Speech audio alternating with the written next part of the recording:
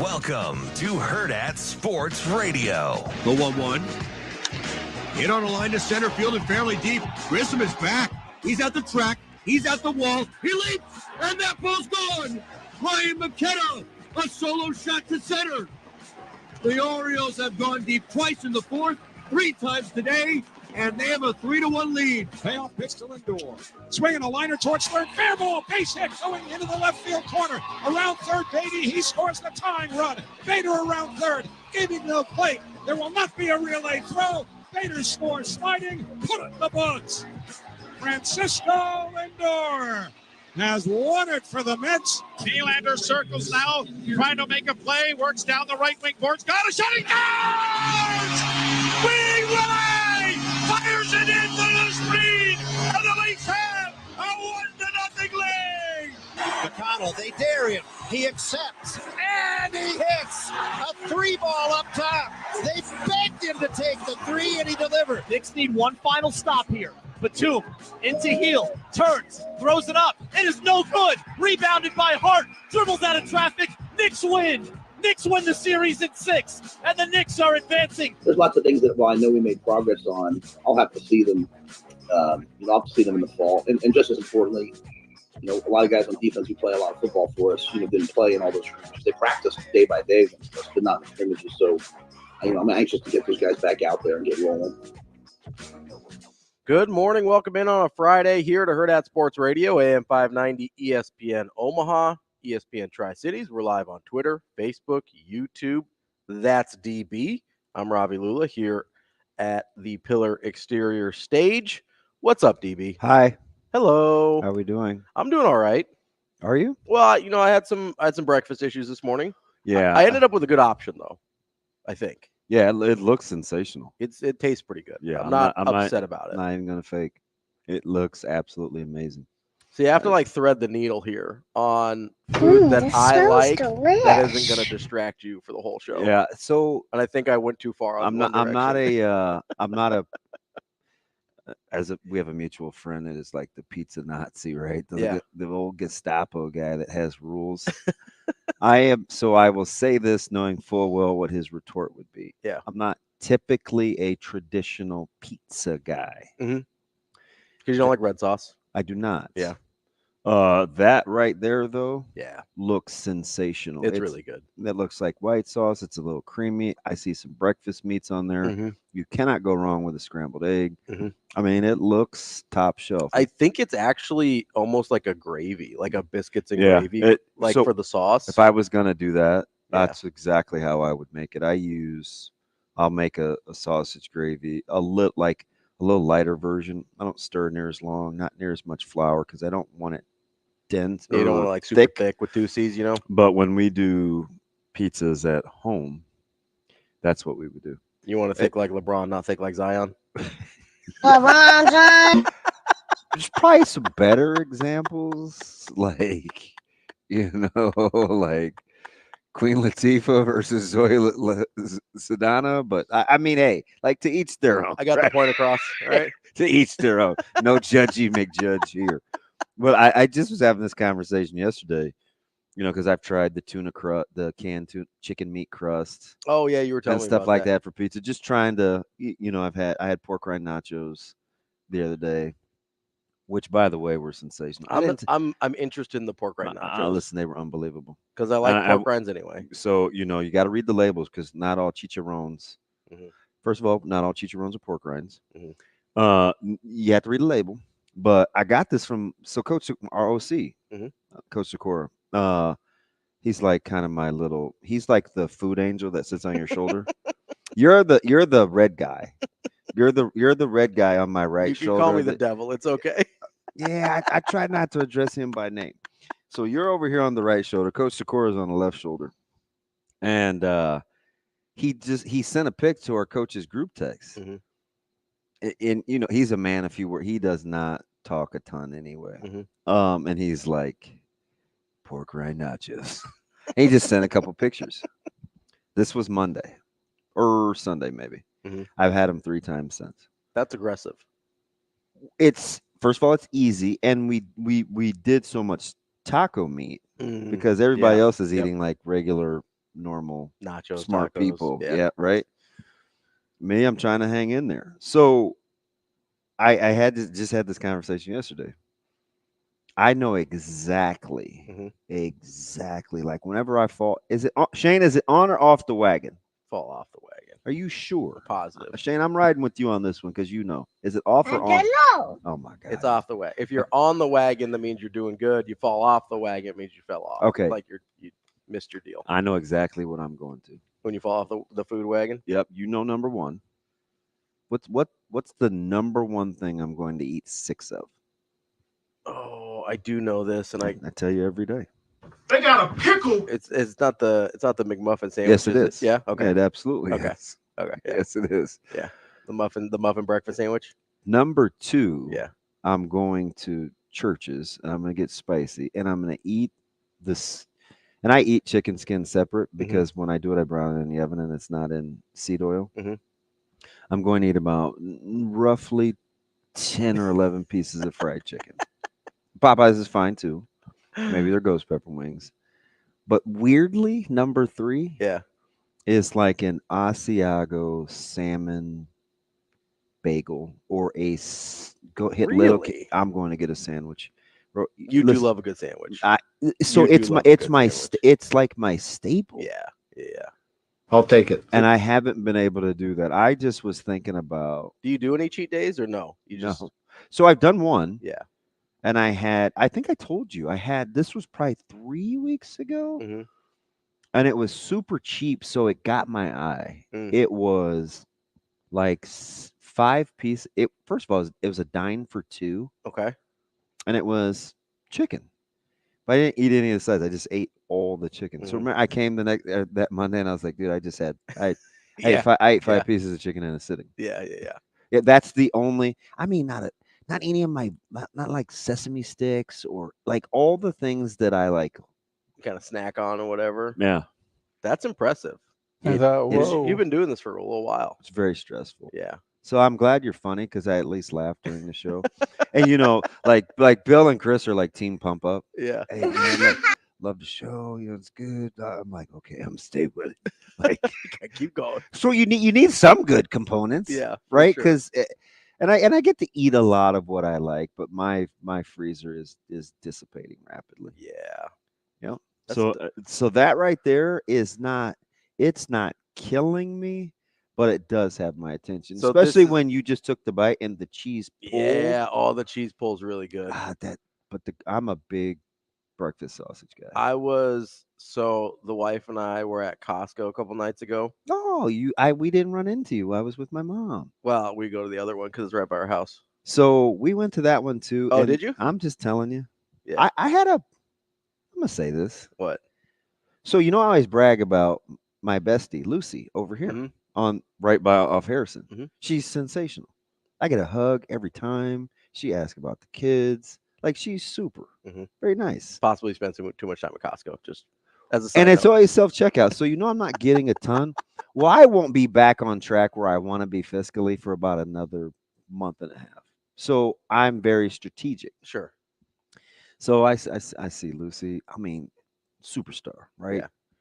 Man, I'm over here. I'm in my mom's neck of the woods, so I don't want to take her too far. I don't go too far. So you leave the big stuff and whatever. Yeah. And it wasn't a ton, right? It was a lot of paper stuff. Dude, that stuff racks up pretty quick. She had a few things. We got out there, wasn't too bad. Yeah. Under the norm. Yeah. And I only got 2 proteins. So one of them was chicken. It's packaged. So I took all the little things out. I mean, she wanted like Roma tomato. She's smart. She gets a lot of different things. So we're all checking out together. We got 2 cards, whatever. Right, me and her. And the guy is like slinging the big products back on the counter. Aggressively. He like tossing the toilet paper, tossing the paper towels. And I go, is something wrong? He goes, well, I'm not like, this is delivered. Yeah. Well, we got some chicken tucked back here. I said, oh, Hey, man, sorry to inconvenience you. I got the other 17 little things out of there. We're, not trying to sneak the chicken by you. Trying to pull one over on the chicken. My man responds back, well, I mean, busy day. It's like you got to undig when you got to go get the chicken. And then she's like, and he's talking to the lady that's getting him off the scanner. And, she's got to go back. And I said, hey, man, stop. Like, I get it. I'm going to give as good as you get. Yeah. I'm just telling you. My mom's rolling her eyes. Yeah. She's like, please, Damon, just chill, please. And I was cool, right? Kind of. Dude said something else slick. I go, man, you're on a roll. I said, I am sorry to inconvenience you.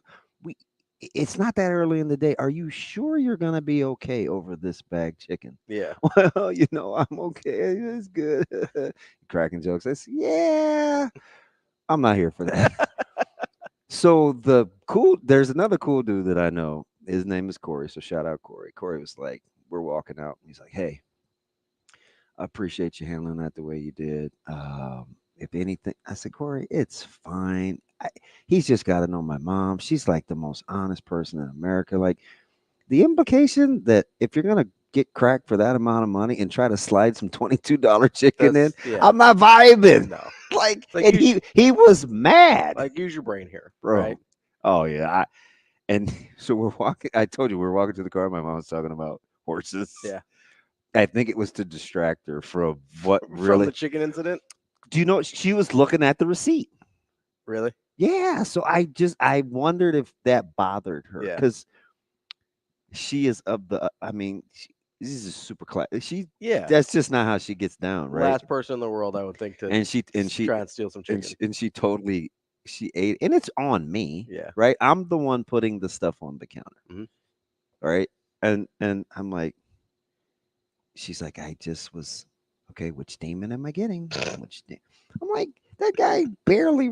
He's like 6 times a year guy. I'm fine.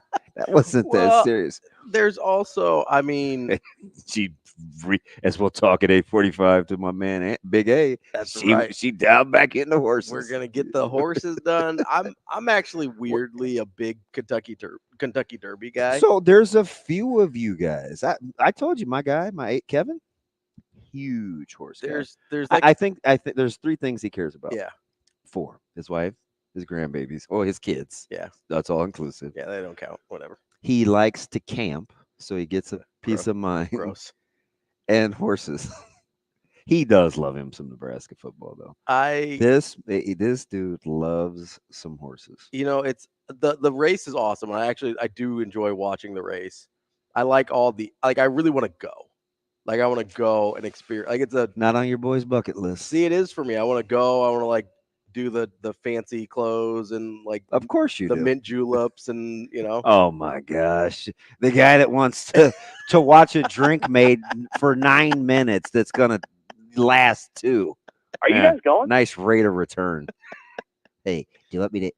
Is this switched to? You got to. It's called muddling. Yeah, you got to muddle. Yeah, you know what that is. They won't be doing that tomorrow. It's gonna be dry tomorrow, right? I don't need a mutter. So. It's supposed. We're not gonna mutter with the muddling. That's different things. It's okay. No, it's raining today. I think it's supposed to dry up before tomorrow. Okay. So I don't know. It's not going to be like a dry track, but it shouldn't be all right. Cool. Super messy, from what I understand. So are you gonna like do the whole? Would you wear a hat? If the right hat, a pastel colored suit. Oh, for sure. Yeah. Okay. Well, it's fine. You gotta lean into it. To each his own. You gotta get like the whole. We're not walking in together. You gotta. We could go hang out and chill out. We're not walking in. I have to pretend like I met you there and be like, oh, it's my guy. What color? So I like the light blues more. What is that? Okay. All right. Like pink's a good accent color for the light blues, You gotta do like the seersucker, like that real light kind of almost linen material. Yeah. I'm just what? Yeah, you and Natasha would be just fine. What, like John Lennon? Yeah, exactly. Zip it, Marty. You gotta imagine all the John Lennon I'd be wearing. And that's Are totally you on me. Are you serious? Yeah, absolutely. Yeah, you pick a different friend. You and Sindelar could roll. Dude, Sindelar would absolutely roll with me. Down in Kentucky, where it's like okay to burn grits all the time still, he would love that. Sindelar would also, especially if it was like a muddy track, like he's got that old groundskeeper in him. So he'd be all Is about that it. what he started doing? So he was a superintendent at I think Eagle Run. He was the then he like worked his way up to be superintendent. I know a sweet groundskeeper. Yeah. Yeah. He's done grounds crew for CWS. And he's at your place, JJ Barecki. Oh, really? Oh yeah. Yeah, he Sindelar like worked grounds crew College World Series. Like he did the whole deal. Baretsky, I'm sorry. That's all right. I wasn't gonna know the difference. No, I know, but for me, phonetically, it's like I can't read. No, it's all right. Reading. Wow, so you'd be in Kentucky. Oh, absolutely. And I need Jacob Padilla here at Stat. Yeah, you're struggling with the tweet deck. It's pissing me off. Yeah. Yep. I'm feeling a little grimy, a little grungy this morning. Yeah, we'll get after it. We'll figure it out. No. You seem very hurt right now. Hey, listen, man. I know it's Friday and I'm in a fairly okay mood. Knock it off. Lucky for you guys, that day is not today. Oh yeah. Hey, social media. I told you guys I was going to take my time and spend some time with my family. Okay. Go ahead, knock yourself out, LeBron. Lucky for you guys. Opt out of your contract, sign back in, and then hope that the Lakers get you some pieces. Knock it off. Are you really hoping that he signs somewhere else? Man, I want to start over, man. Gut that thing. They're not going to win. No. So get me out of the holding pattern. As is, they're not winning. Yeah, well, it's like you try to hurt my feelings talking about the Steelers. Well, it's hard being in the middle. You can't quite get a top draft pick, and you're going to be good enough just to keep you relevant, but not good enough to win the division. I'm like, next time, Ravi, I want to be depressed. I'm going to be like, hey, what do you think about the Steelers? Am I wrong? Well, you winning anything with Justin Fields and Russell Wilson? No, not Justin Fields, the punt returner. I mean, haven't you heard? We're getting more ridiculous by the day, man. I thought he was a tight end. See? What did we hear last year? Oh, why can't we just move Jeff Sims to wide receiver? We don't have any wide receivers. That was part of the downslide. I was literally losing my mind. You guys serious right now? Like, what if we just moved wide receiver? Hey, just go run that skinny end cut, okay, Jeff? He's pretty fast. Fudge. These people. He's a good athlete. These people. You can't just get out there and. Shane, buckle up. Gonna be one of these shows.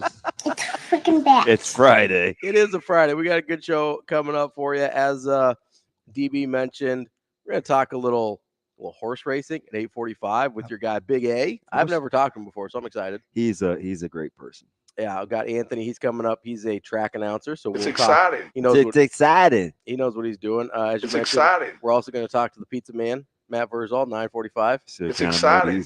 We're just jumping all around today. 9 o'clock, we're going to talk to Mike Sautter. How's your clock work? What do you mean? You went middle of the hour, bottom of the hour. Yeah, I'm back to top of the hour. Are you reading backwards but in the middle? Yeah. I'm a non-linear thinker, DB. That's what I heard. You actually got a great question yesterday. That's a great question. From what? Do we have Coach an Will hour? said he said this is a great question. I was like, I believe he said it was a beautiful question. Not that I've listened back a few times. That's a beautiful question. See, he's got it. He had it. That was me. That's a beautiful question. See? You're a funny dude. That's where I'll be honest. I was a little nervous going in. Were you? That's probably the biggest interview I've done. So I've only been nervous for an interview once. And it was because he was in studio, and I joke about Mensa, but he is extremely bright. Who's that? That was Harvey Perlman. Oh, okay. Yeah. You just know that's the type of person that's not gonna, sometimes you ask questions and you want guys to just kind of go along with it, or you want him to play radio. You just knew he wasn't. Yeah. And so I had to be like, you had to be on it. Yeah. There was a couple. So it doesn't happen to me very often, but there's been one of them's funny. It was a long time ago. Ethan Rogge. I was nervous to talk to Ethan Rogge because I loved Ethan Rogge. Hence your pets. Yeah, my buddy's name. It's kind of weird. No, you know what's super weird? Like I wouldn't name any of my pets like Vince or. You know what's super weird? Or hey, Pal Mao, Troy, come here, Troy. So hey, come here, Craig. Why is your dog Craig? Well, because Roger didn't sound right. No, Roger's a great dog name. Are you kidding me? I figured it was For people that look, What? Roger's not a good dog name. No, so you know what's super funny is when I was single in between marriages. hey, come here, Rashid. Wallace. I'd probably go with Wallace. Wallace is an incredible dog name. Would you stop? I can just imagine one of those like old man looking dogs named Wallace. That would be like a schnauzer. And Gromit. Incredible. You big claymation guy. Always. To me, that sounds soft. So I actually went on a date. He's a so how many sound bites will we get from Coach? All of them. We're going to be using it all summer. Do you feel like he and I have a bromance? Because I don't want to be like that. But I do think part of our relationship helps the interviews because we can go there. Oh, 100%. I can't even answer that. Like, I felt like he was way more comfortable with us because of the relationship you guys have. Okay. That's how because I mean, I listen to basically everything the man says publicly.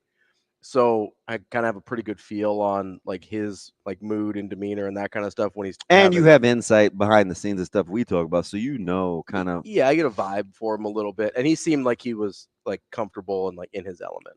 Functional people look dysfunctional to dysfunctional people. My dude really told the Stitches story. That's hilarious. Yeah. He also like just casually dropped some Rudyard Kipling on us, which I Did you appreciate. catch that? I did, yeah. I didn't realize it was a quote at first. And then I went back to listen to it because I wanted to make sure I had it right. And then I Googled it for some reason. So I was like, because sometimes he quotes stuff. And so I was like, I just want to make sure it's like a quote, not an original. And yeah, it's a Rudyard Kipling, the guy that wrote the Jungle Book. He has this poem called "If," and it comes from the triumph and the disaster thing comes from that. I'm 50 years old. Yeah. Do you know how old I was before I stopped saying Rudyard? 49 and a half.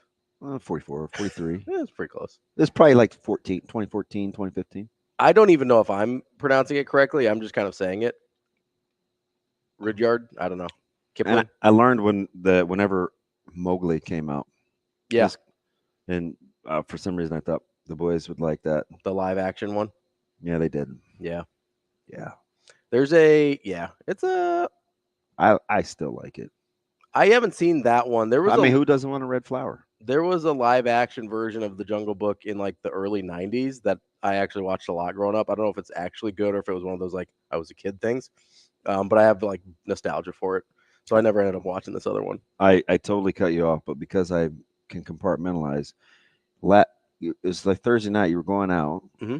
You were getting ready to tell a story before you got derailed. Oh, it was about Rocky. There you go. So, see, Shane? No, between marriages, I had gone. I went on some dates with like some like kind of one-off dates with a few people, and one of them was a one-off date. Yeah, it's like you go on a date and then like it just doesn't go anywhere. Okay. Or like you go on a couple dates and like you don't end up like dating, right? But she was Ethan Rogge's cousin. And I found out because I told her my dog's name and she's like, what? She thought it was super weird. No, I would have been like stage 4 creeper. He planted that and now he's playing dumb. He just thinks he can get close to my cousin. Honestly, like I thought about it. I was like, okay, so if we get married, will Ethan be there? And she's like, well, it comes to like holidays and stuff. And next, like, check, right. Please. Anyway. You had that conversation? I don't think I said married, but I was like, so if we hung out, would Ethan ever be there? I thought about it. I'm not gonna lie. I thought about it. You're out.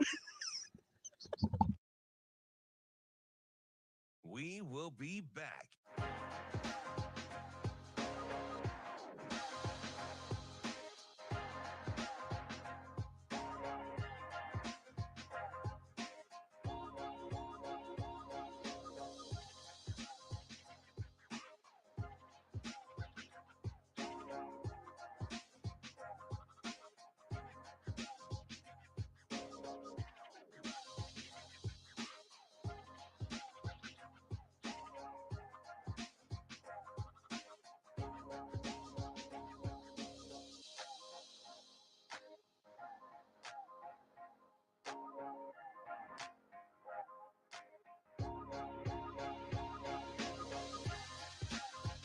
We will be back.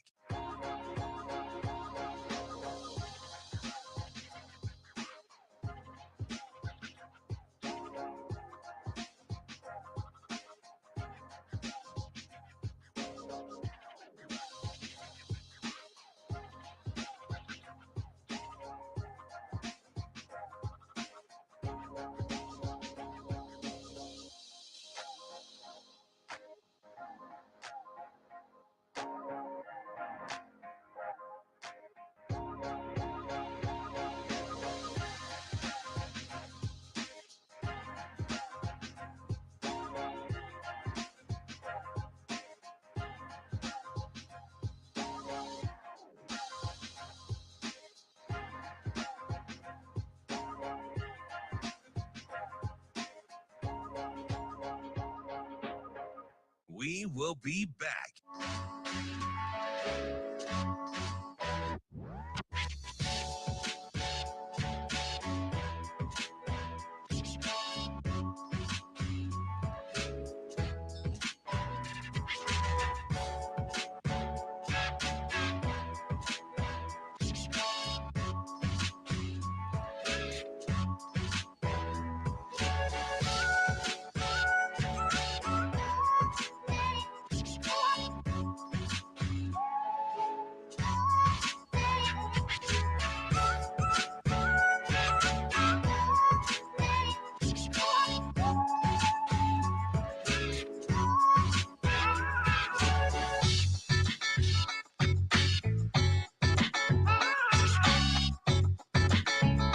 We will be back.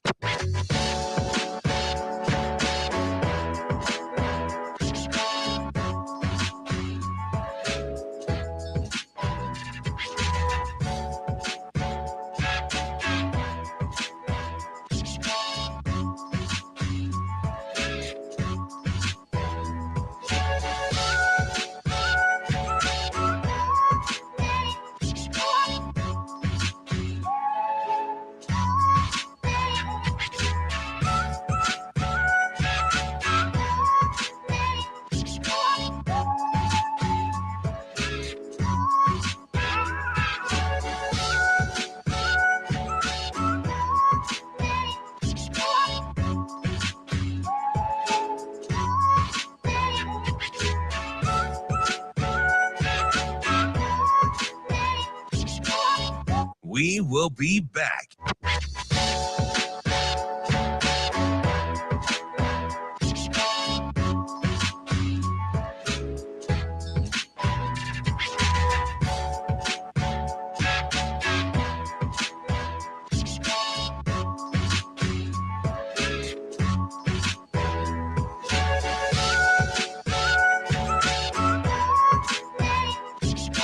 We will be back.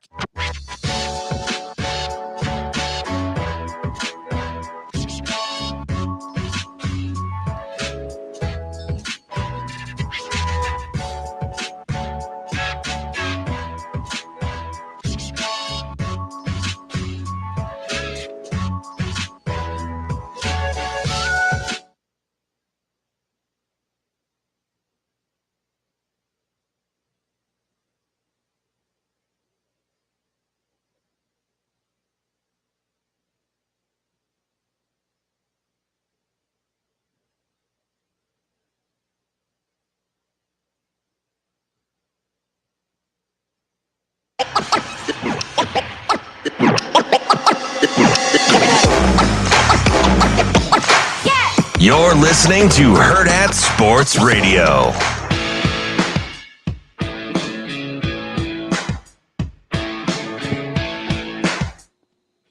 We're back here on Hurrdat Sports Radio, AM 590 ESPN Omaha, ESPN Tri-Cities.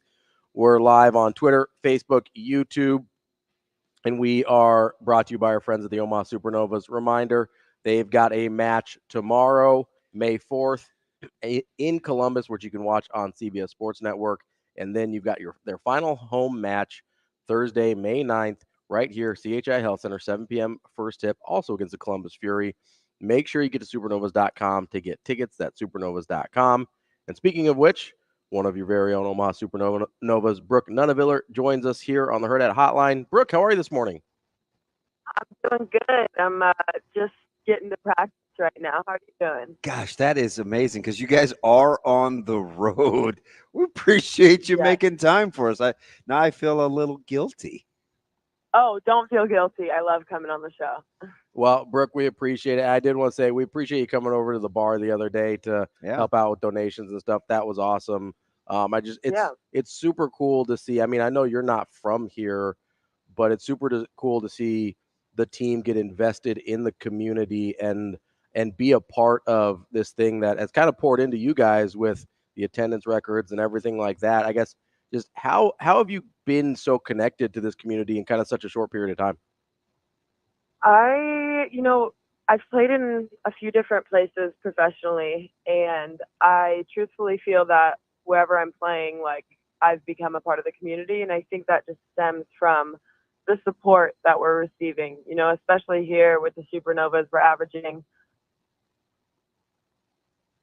that the fans are just incredibly invested into our season. And so I feel like I need to be invested into them as well, you know. And, you know, when I was in Turkey, there was an earthquake, pretty catastrophic, with 50,000 fatalities. And our team did what we could to, you know, give back to the community, even though the damage wasn't super close to us. Like, I don't know, I'm playing with a ton of Turkish girls, and they're all quite distraught with just the catastrophe. And so I don't know, I feel like even though this isn't the exact same situation, there was so much damage. I was driving through Elkhorn the other day, and Blair, and I don't know, it's really just saddening, and I've become a part of this community. So whatever I can do to help out, I make sure I try to do. It's cool. 'Cause, you know, one of the things that I think Ravi and I make work is we try not to talk about what we're actually going to talk about to kill the vibe of the real life show. And the other day when I walked in here, I was like, I was trying to figure out in my head. I said, do you think Brooke feels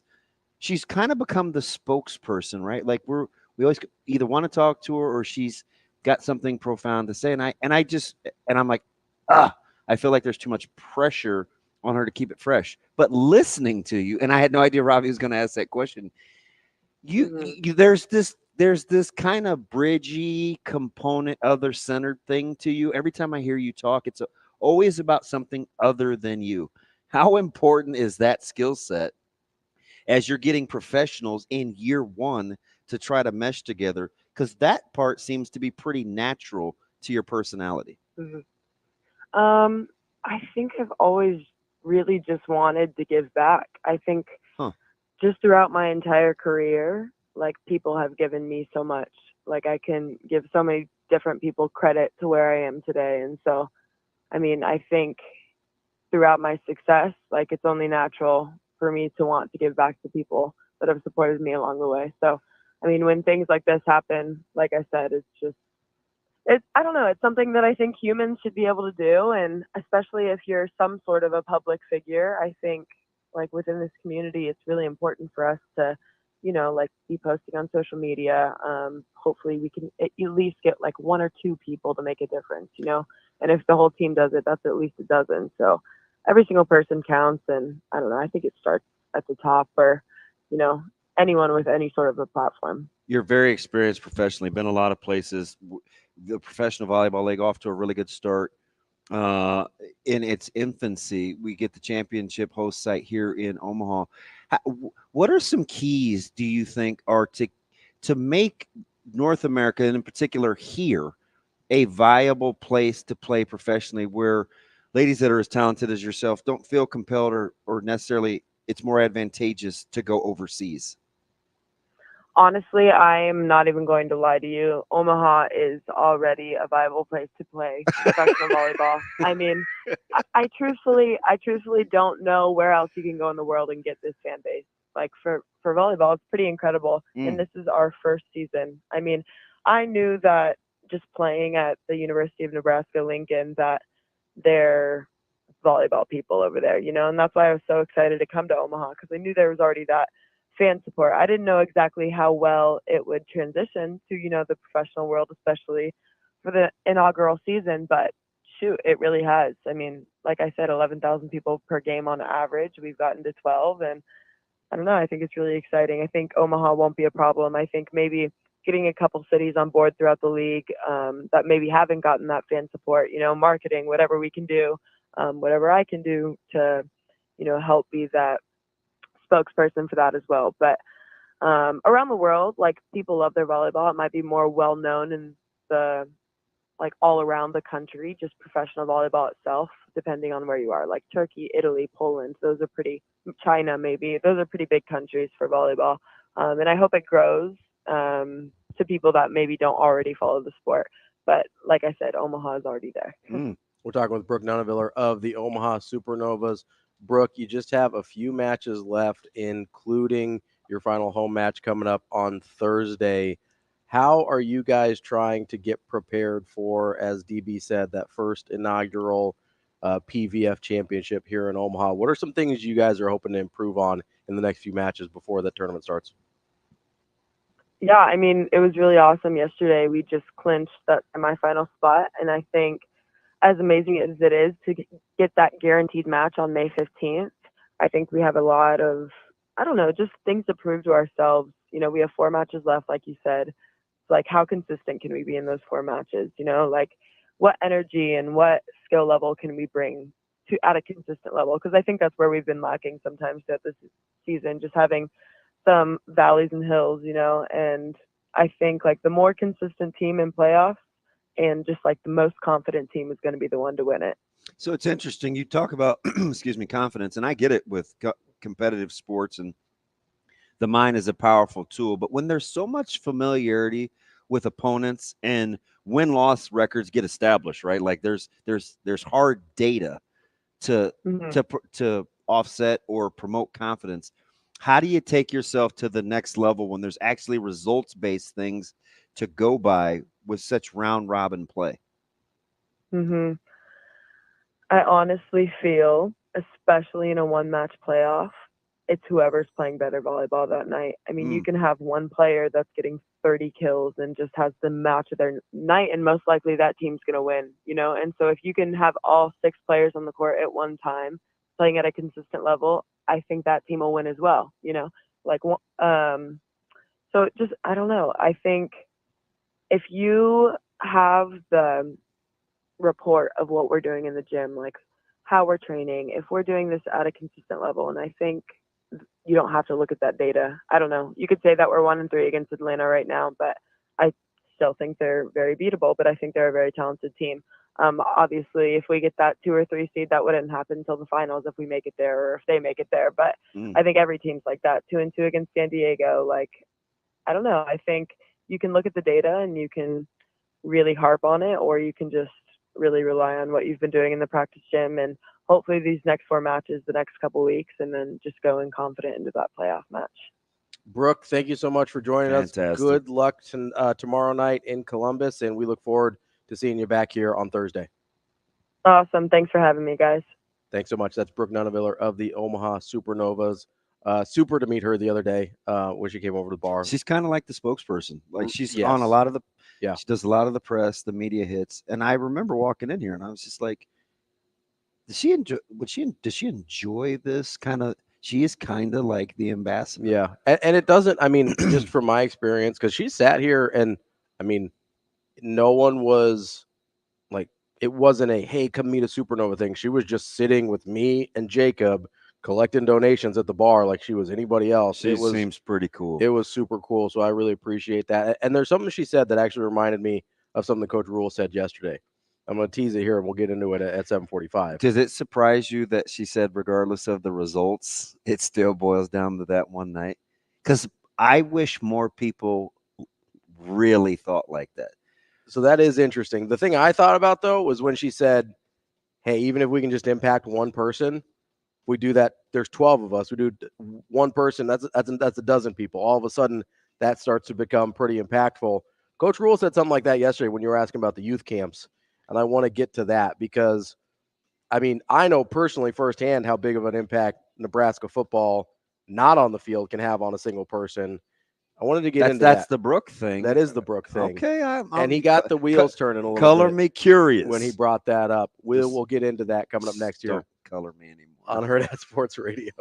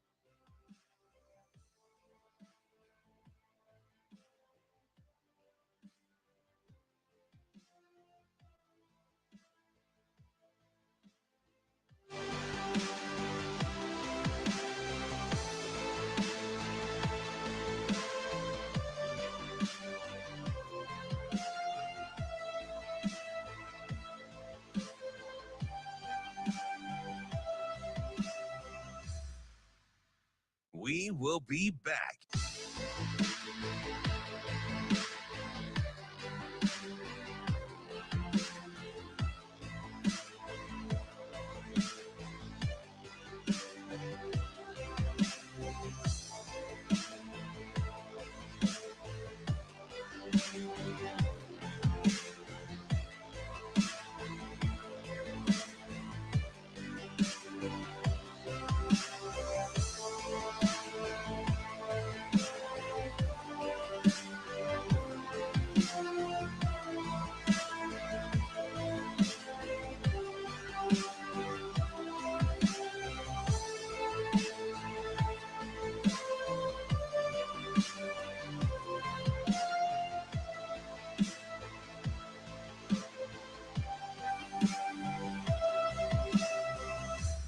We will be back.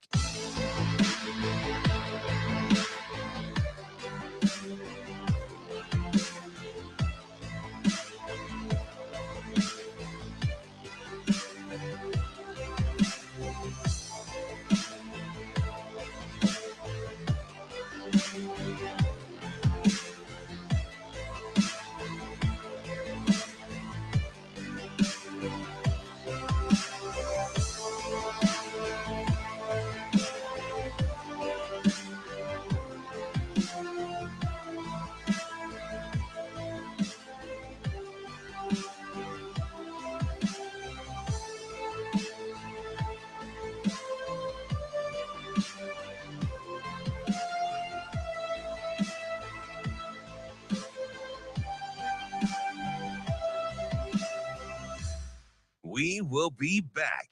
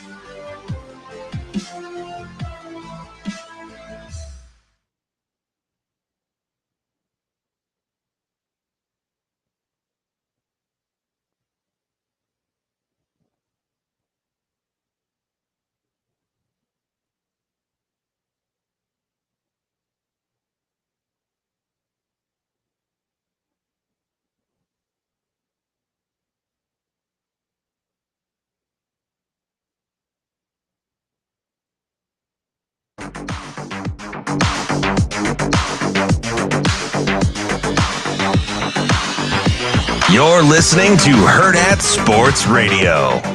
Well, what Gladwell's talking about really is about the expectation and expectation theory. Like, hey, when you, and this is really what affects our guys. Like that analogy that you're bringing up is exactly what happened to us last year. So when the bombs are going off in the distance and you can hear them, you keep waiting for them to come closer to you, and it's that expectation that leaves you with trauma. When's it my time? When's it coming? When you're walking down the street and the bomb goes off right next to you, and then another bomb goes off right next to you, you realize that every day is a gift, and you're, hey, you almost become, elated. Like, hey, I can't be hurt. I'm meant to live. You've been through the worst.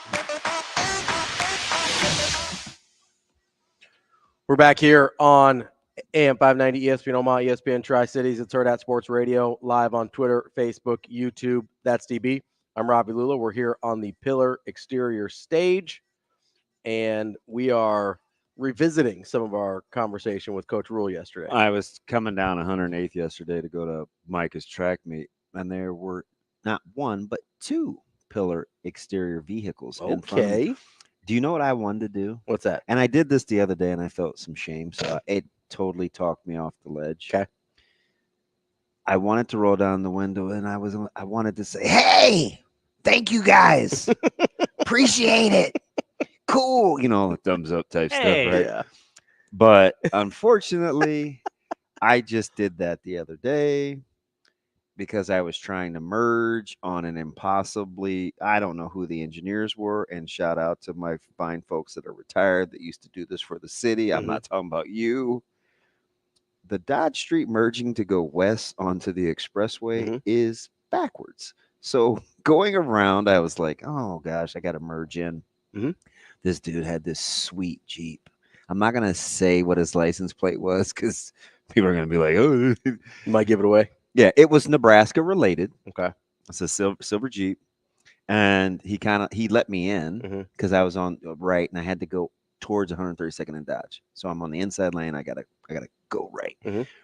I rolled down the window and he had sunglasses on, so he probably rolled his eyes like, oh my gosh, what does this dude want? I let him in.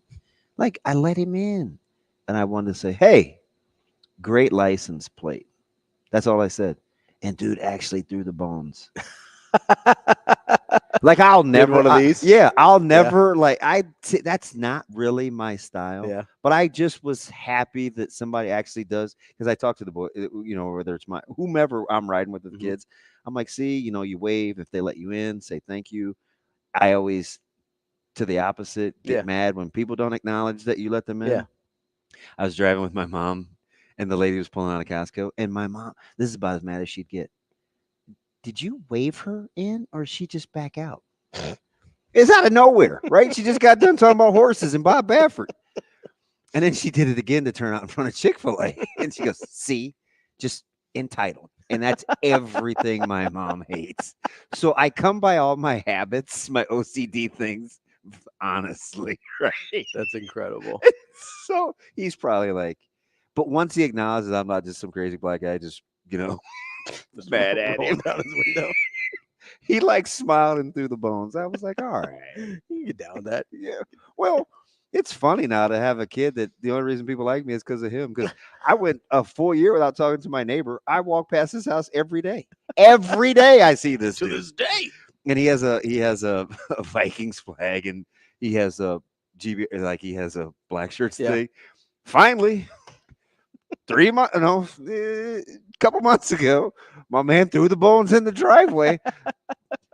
I was like, what? Is it because I played offense like we weren't cool? Now that you like my kid, it's all right? I was like, To this day. I know. He thought he was afraid he was going to go play for Iowa. So, wow. Sober dude. Yeah, whatever. My life might have been a little tougher for old DB around here. I can't stand you. What is wrong with you? I don't know. Shane.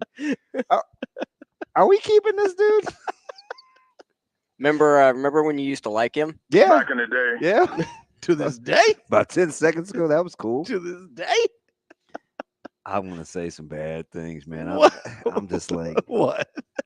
I don't know. Were you? I mean, I think there was some concern that he wouldn't end up in Nebraska from the general population. Yeah. I think that's an open sentiment. Didn't know whether it was going to be another Big 10 school or potentially another Big 12 school, but I was ready to. I was like, I wonder, I could wear all black. I could get away with all red. I'm not going to wear all purple like Grimace, but you guys got to get up out of here. You could get some silver with purple accents. You could do that, kind of like that, but with a, No, not about it. Nope. Nope. No logos, just no logos. None. I feel like you'd have gone. I know you can be a little antisocial anyway. Yeah. I feel like if that had gone a different way, we wouldn't have seen you for 4 years. So Viv and Leon, his daughters. Yeah. Every time they see Coach, every time they see the W, I'm not kidding you. It's immediate. Wisconsin. He's raising those girls right. I love it. I want to explain, but I don't explain. I'm like, I get that. I know it's not. I mean, Wisconsin. they're like all in. They're bebopping over. I love it. They're so stinking cute. I love. Well, and it reminds me of what he said about these kids coming in wearing LSU gear and whatever. He said that's my fault. And he goes, that's on me. That's my fault. He's like it's all the little things that matter, right? He's one of those people that truly believes that. He brought up the recruiting, the box in the hallway and the recruiting trip, right? He truly believes, isn't that something, that the minute you start doing all the little things wrong, you start doing everything wrong. Yep. Right. And if you're disciplined in the little things, it's biblical, right? He probably gets it from his dad. It's like he who can be trusted with little can be trusted with much. Yeah. Right. If you can't be trusted about being a good steward. Yeah. If you can't be trusted with a little bit, nobody's going to trust you with very much, right? That's kind of how it works. And I thought that was a really insightful kind of conversation into his mindset on why, and it really fits. He peeled it all the way back, didn't he? He did. You're like, oh, I get it now. Well, and he you can see because he breaks things down into such little pieces. I know you love that. Like so digestible. This dude over here, Shane, was still doing cartwheels when he went into the winter versus spring versus summer. I love because right here he goes. Hey, you good? You need a paper towel? You all right?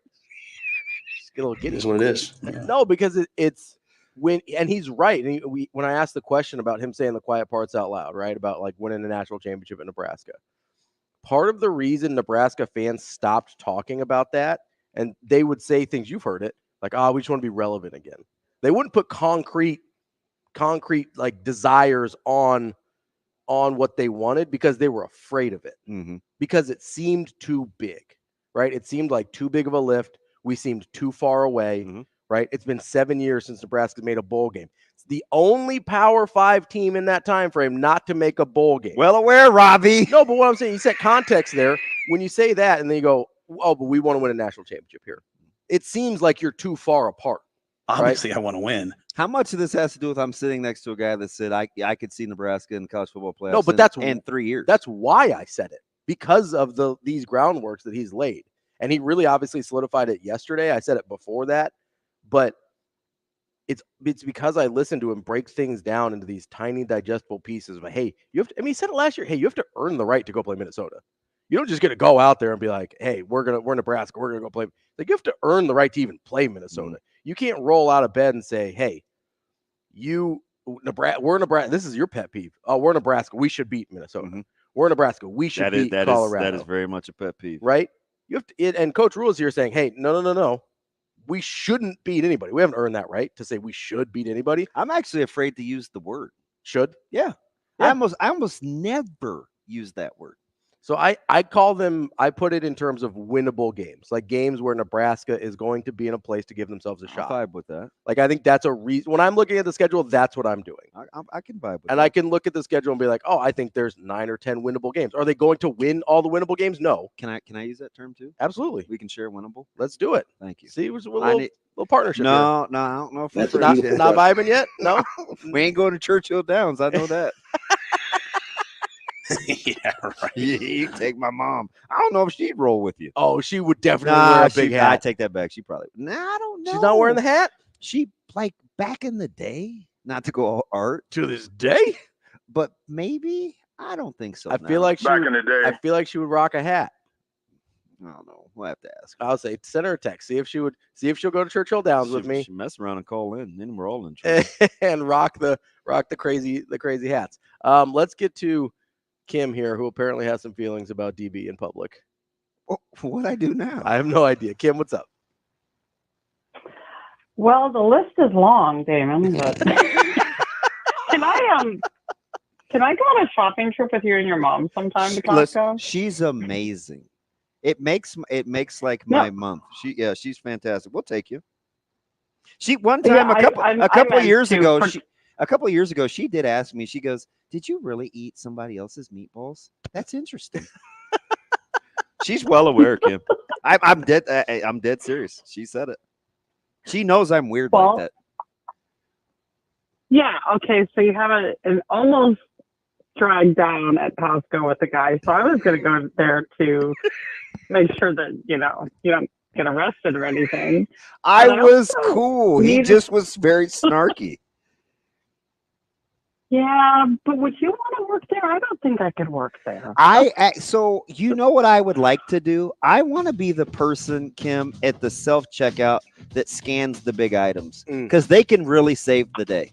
And they can like move around. They got a little freedom of movement. They go around.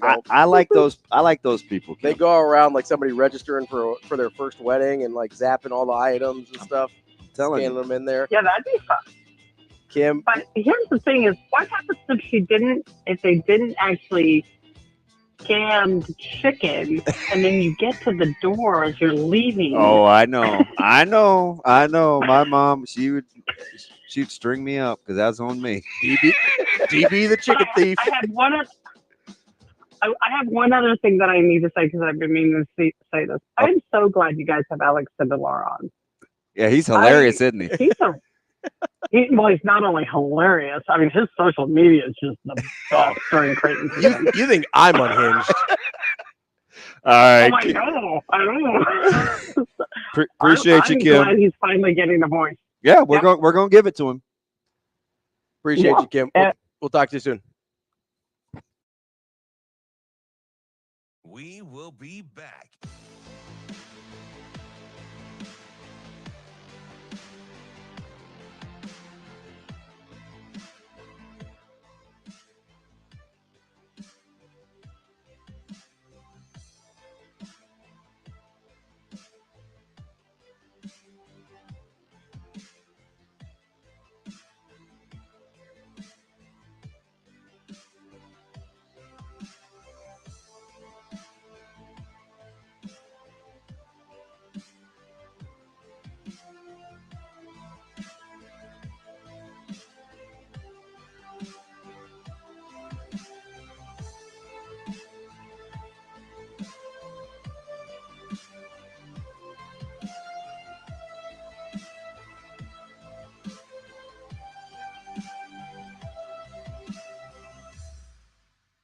We will be back.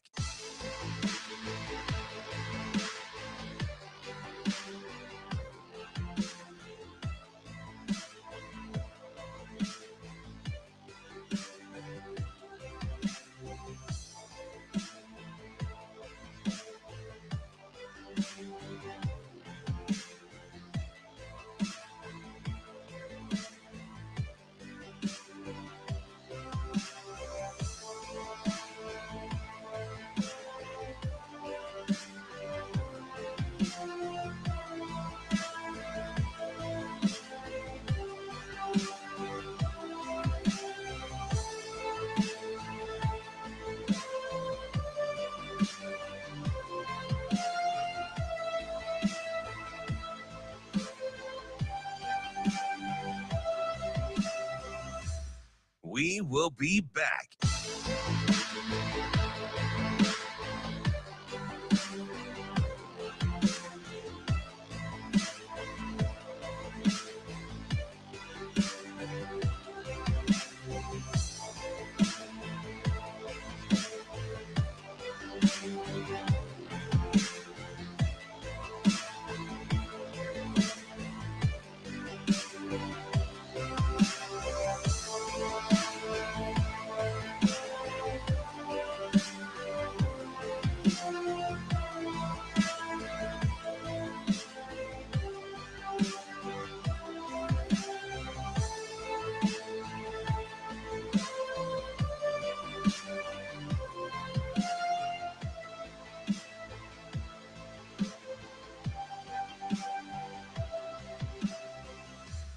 We will be back.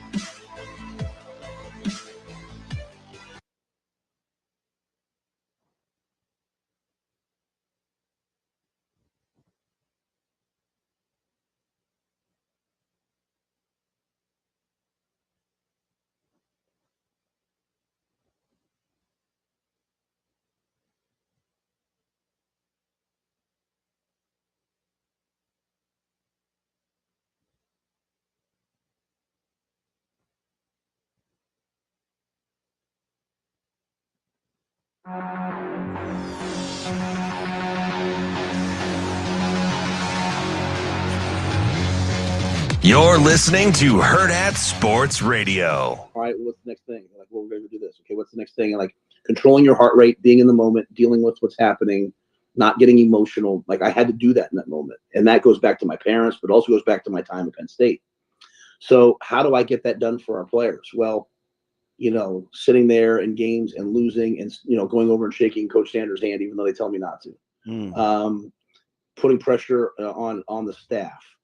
Putting pressure on in recruiting, Avery Gossett, Keith Williams, Susan Elza. Like that sends a message that this is a caring, not coddling environment.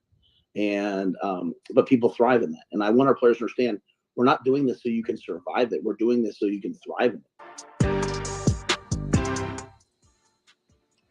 Welcome back here, kicking off hour number 2 here on Hurrdat Sports Radio, AM 590, ESPN Omaha, ESPN Tri-Cities. We're live on Twitter, Facebook, YouTube. Got to remind you that Union Omaha is playing Sporting KC on Wednesday, May 8th at 7 p.m. Make sure you get your tickets. It's part of the U.S. Open Cup, and it's the first time an MLS team has competed here in the city of Omaha. It's going to be a super cool event. I'm planning on being out there. If you see me, say hi. I'm not like DB. I'm not antisocial. I'll say you hi and to you. I will talk, but they can say hi. I'm just kidding. I'm not that bad. I'm bad, but not that bad. Depends on the day. Depends on when they catch you. To this day. So make sure you get out to Union Omaha. Get your tickets. Go to unionomaha.com and get your tickets for the U.S. Open Cup. Sporting KC will be here on Wednesday. Don't you dare miss it. Coming up here on the Hurrdat Hotline, got a very special guest. One mother of the host, if you will, D. Betting. D, how are you this morning? I'm good. How are you? I'm good. It's great to talk to you. I feel Nice like to we're talk with you. I feel like we're great friends, but Lord. we haven't actually talked very much. So this is a I nice. know, but we have so much in common. I know. Oh, really? It's really weird. Do tell. What would that be, Well, Mom? we have to put up with Damon every day. That's one. Wow. Yeah, so you got two of these guys. Well, Shane actually feels like he's in the driver's seat because you guys hit it off first. But now, Yes, now Ravi I and love Shane. doesn't everybody? Now Ravi and Matt are like going back. Vrzal are going back and forth, so it's kind of funny. Oh, okay. Are you? You're I not love Matt too. You're not choosing sides, are you? No. It's okay. I know I'm your favorite. You don't have to say it out loud. It's all right. You're very much like my mom in that way. So listen, was I out of pocket at Costco, or were you cool? No, you were okay.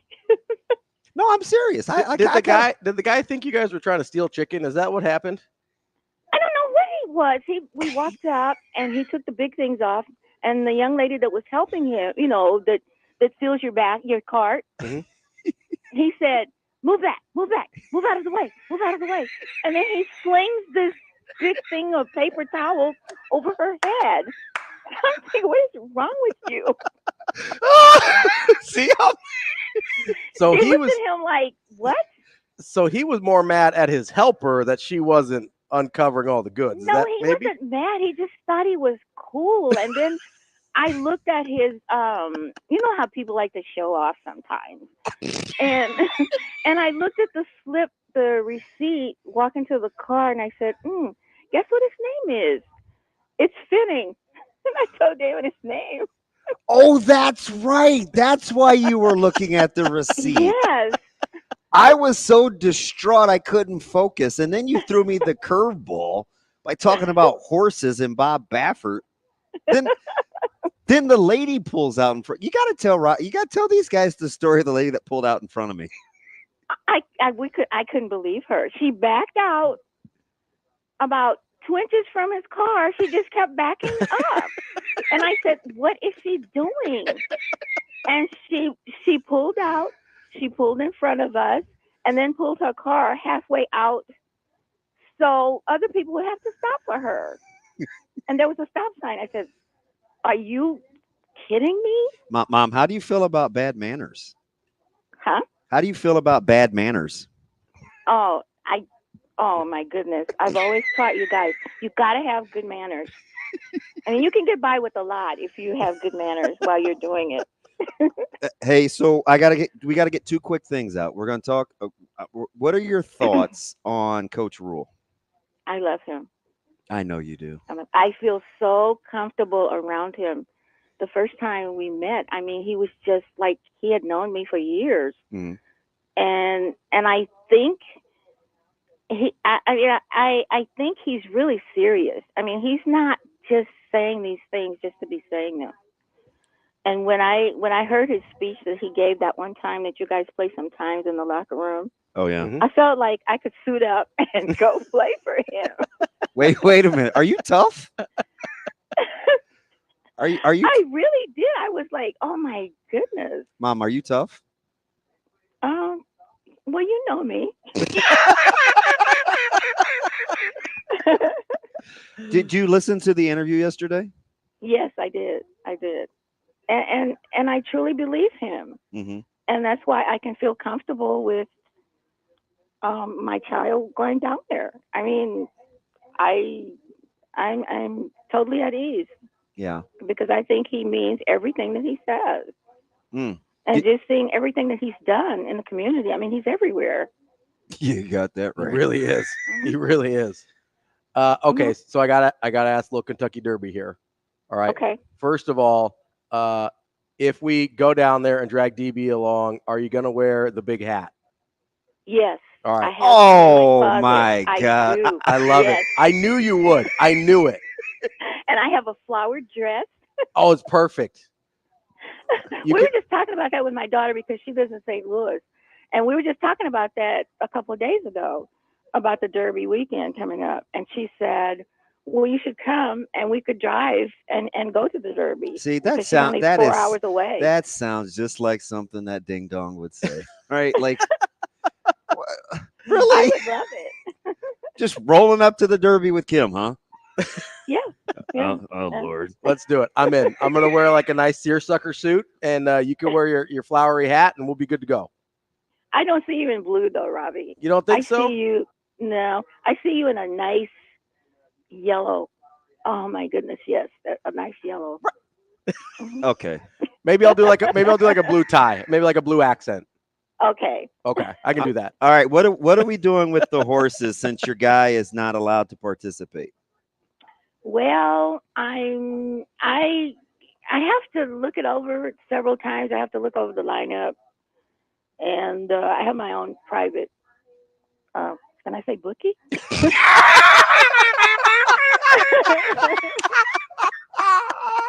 And he sends me the list and other jockeys because I pick the horses by how they look. Yeah.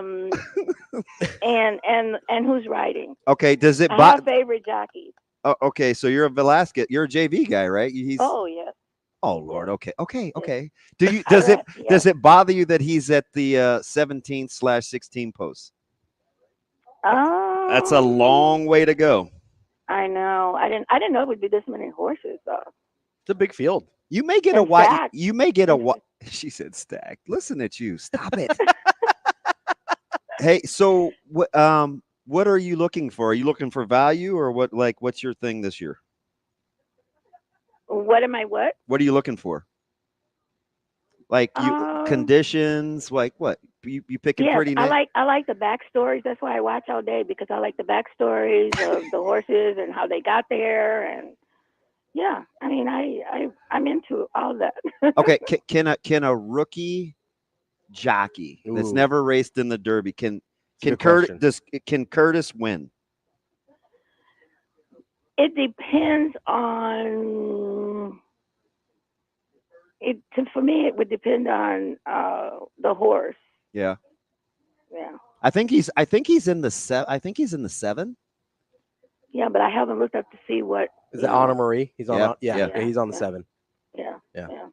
We got a local. We got Catching Freedom from Iowa. I mean that, Mom. That's who you should probably go with. What? A long shot. Oh, they're not. It's 8-1. That's not a super long shot. They're pretty close. Yeah, not a long shot. I did a long shot one time and I won. Of course you did. Do you remember? People love the long shots. Do you remember who it was? Yeah. What's the one that was they had the mix up about? At the finish. I can't remember. And the disqualification. Yes, I think he was a long shot. I can't remember. 2018. I think. Yeah, and there was a total meltdown. Yeah, because I had the other guy. I had the guy that got disqualified. Well, that's your guy Baffert, Mom. I know. Yeah, was it Justify? Was that it? I understand why they, but give him another chance. I mean, Baffert? Give him another chance to keep cheating? Come on, D. You're better than that. No, I mean, It's okay. You just want to make some money off him. I get it. but I like him. I like his horses. And I'm sure you like the pretty hair and the sunglasses. I know you. Like, you just think he's cool. He does Yeah, have a he cool is. vibe. He's got a cool He's vibe. so cool. He does, and that hair is the same color as mine. So My dad's been rocking that color hair my entire life. Okay. Huh? My dad's had that color hair my entire life. People thought he was old when he was still young because he had the white hair. All right, Yeah. Mom. So Shane is feeling pretty good about himself, but I didn't tell him that you think his drops are perfect.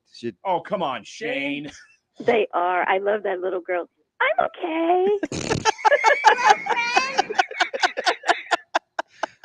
Okay. I say that all the time. I said that to Damon the other day. He said, "Are you okay, Mom?" I said, "I'm okay." That's exactly how she said it. Hey, so you remember Jason Ross, right? When he and Jerome and those guys used to come over? Yes. He's missing your Rice Krispie treats. Oh my goodness. How long ago is that? He and Brian. Yep. Brian used to cut through the yard for rice. I said, I don't make them every day. I'm telling you, your mom and my mom are like the same person. She had the Rice Krispie treats and everything. All right, superstar. I'll talk to you later. Okay, you guys have a good day and good luck, Ravi. Thank you. You too. Good luck on your horses. We're gonna go big. I'm ready. I'm going a long shot. I think I'm going like a high, like a 50-1. We're doing it. Okay, I will too. Have a good day. All right. I can't wait to see you in person. All Bye, right. Shane. Have a good weekend. Bye, Damon. I love you. Love you too. Bye. Yeah. That's the one, the only D betting.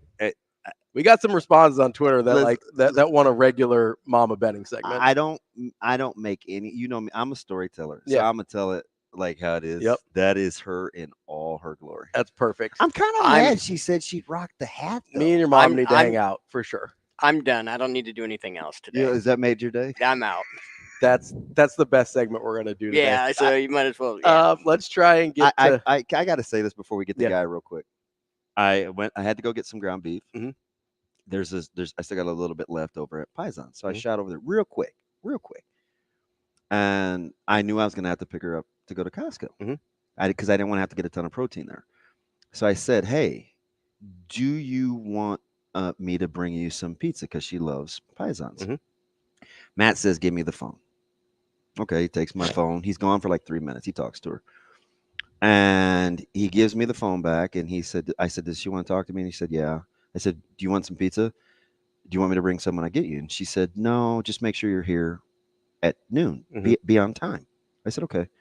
I said, so what'd she really say? And he goes, she said she didn't want any pizza unless I was delivering it. She didn't want, that was part of the deal. So when I can deliver it, I'll bring her some. I was like, okay.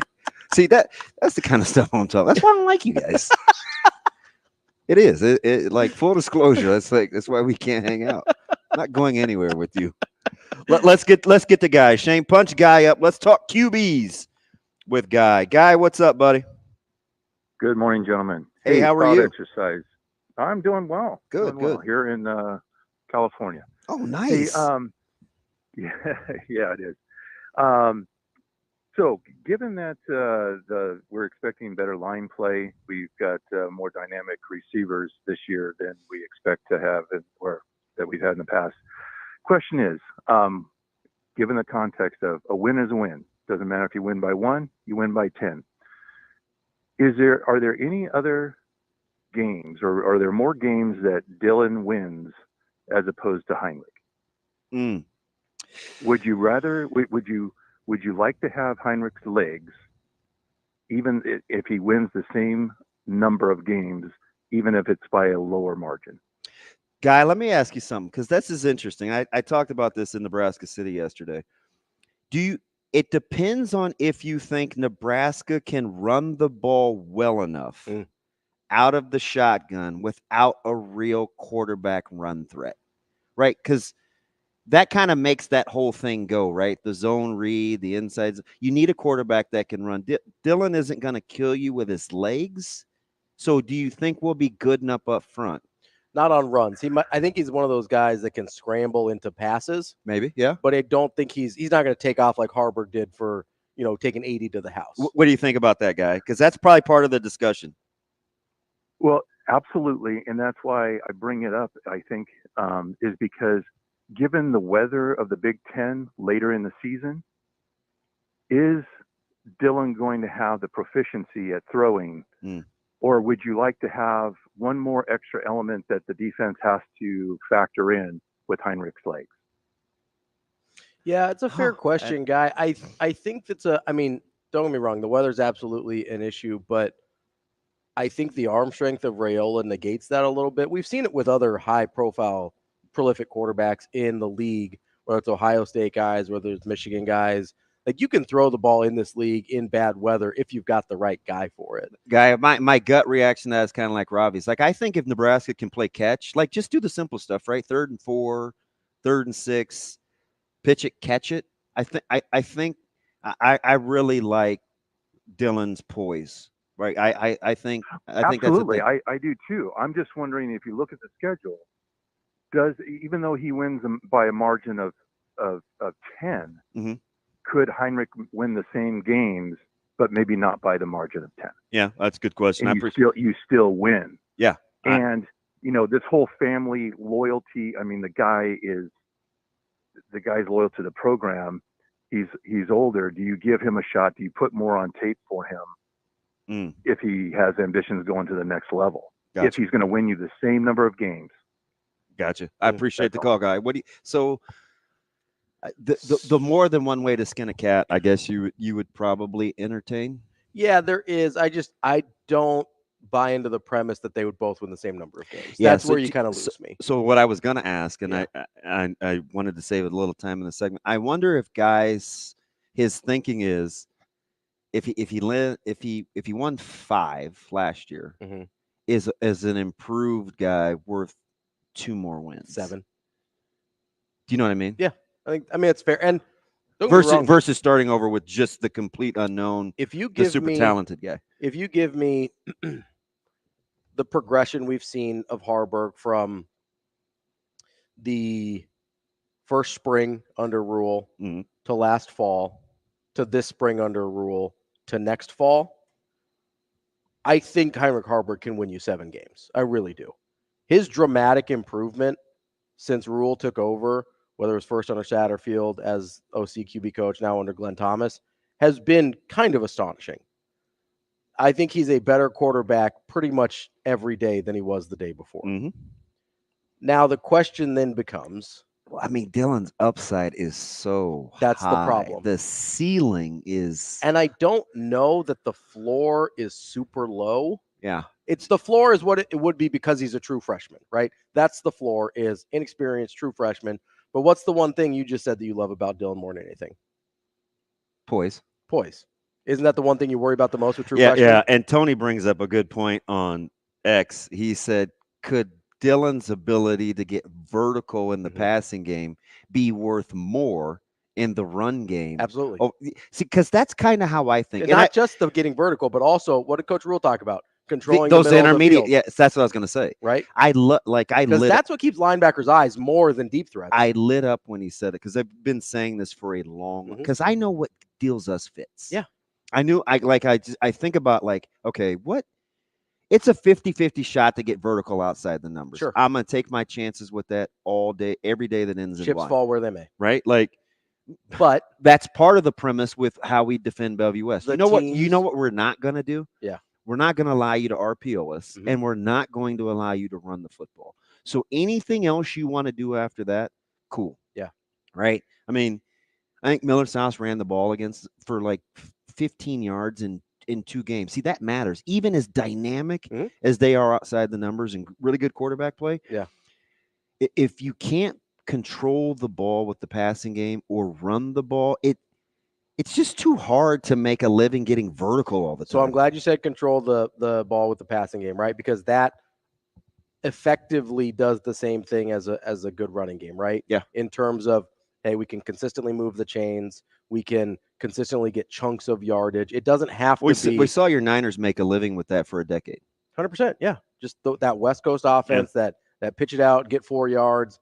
Now, that is more valuable in terms of portability than deep threats, right?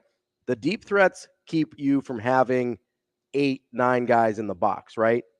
But the intermediate passing game, the consistently being able to control the middle of the field with the pass, that's what keeps linebackers and safeties being honest and not creeping further and further and further to the line of scrimmage and not keeping their eyes in the backfield. Yeah. Like they both have their purposes, but if you have to choose one, I choose controlling the ball with the passing game over the vertical. So, and you know what I want to be able to see, and this is what excites me about the development of the quarterback play is sometimes we saw Wisconsin do it to Nebraska, and I think Dylan has a really good feel for this, where it could be 3rd and 5 or 3rd and 6, and it kind of breaks down a little bit. Everybody's kind of playing chains or defensively, and you just kind of have to scramble and navigate for 6. Those are backbreakers. Yeah. Right. It was weird. You know, the 3 years ago when we played Gretna, I said, hey, what's the key? Here's the key. Flores isn't a runner, but do you know what he does do? There's 3 or 4 times a game he'll scramble for a first down, and it will kill you because that's the one thing that you don't pencil in when it comes to trying to slow him down. Well, because he's not a runner per se. Like, no. You understand that you can't let Heinrich Haarberg crease you for 80, right? But when you're talking about, let's say, Dylan Raiola in this instance. 3rd and 6, there's 3 minutes to play. You drop 7 or 8 into coverage, and you've got everybody covered, and he's buying time. All of a sudden, he's 7 yards downfield sliding. He's got the first down. I'd see it with Brady. And you go, what just happened? You'd see it with Brady. Everything else would break down. You think the Steelers would think they'd get a stop in the playoffs.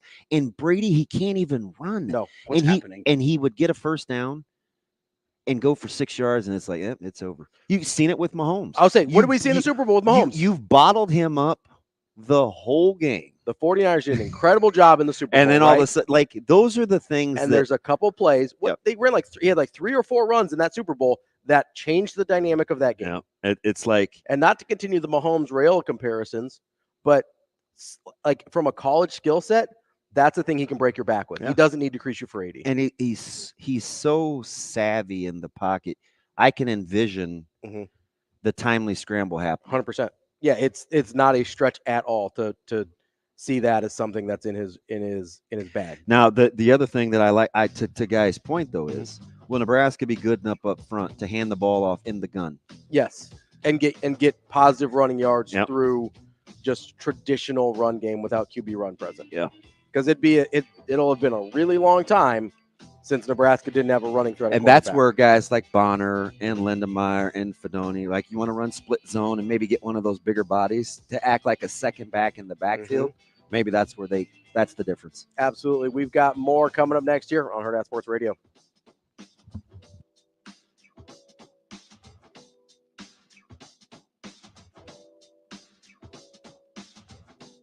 We will be back.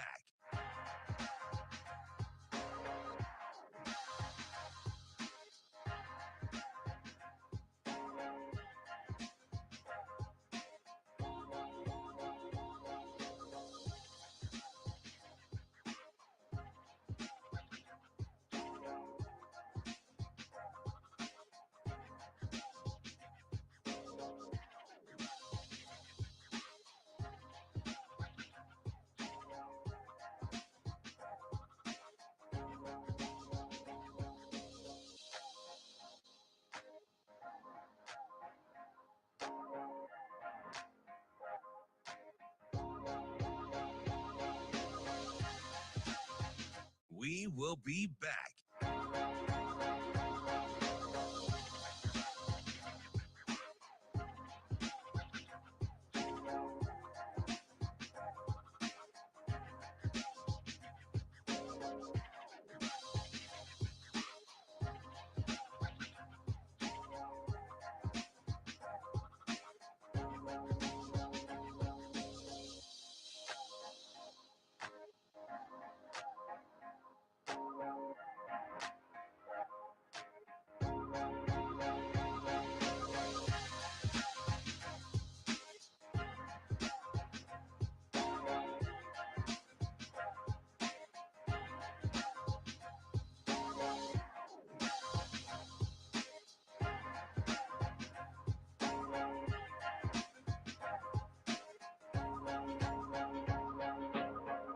We will be back.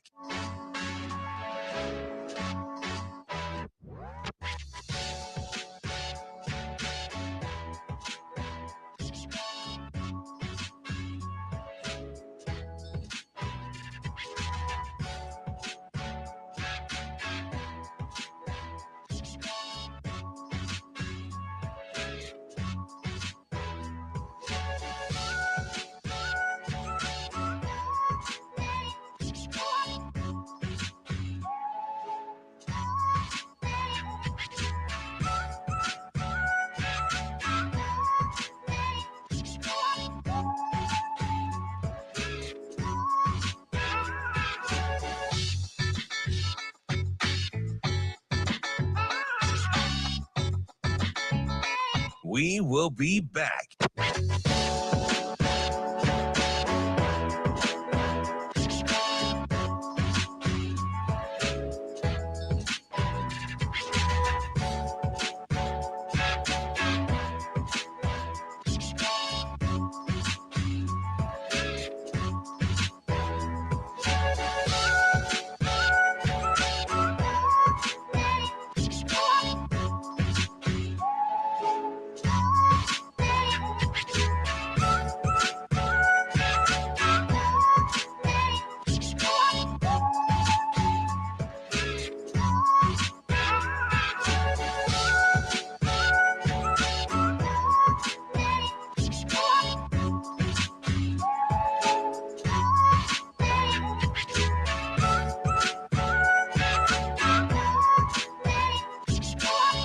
We will be back.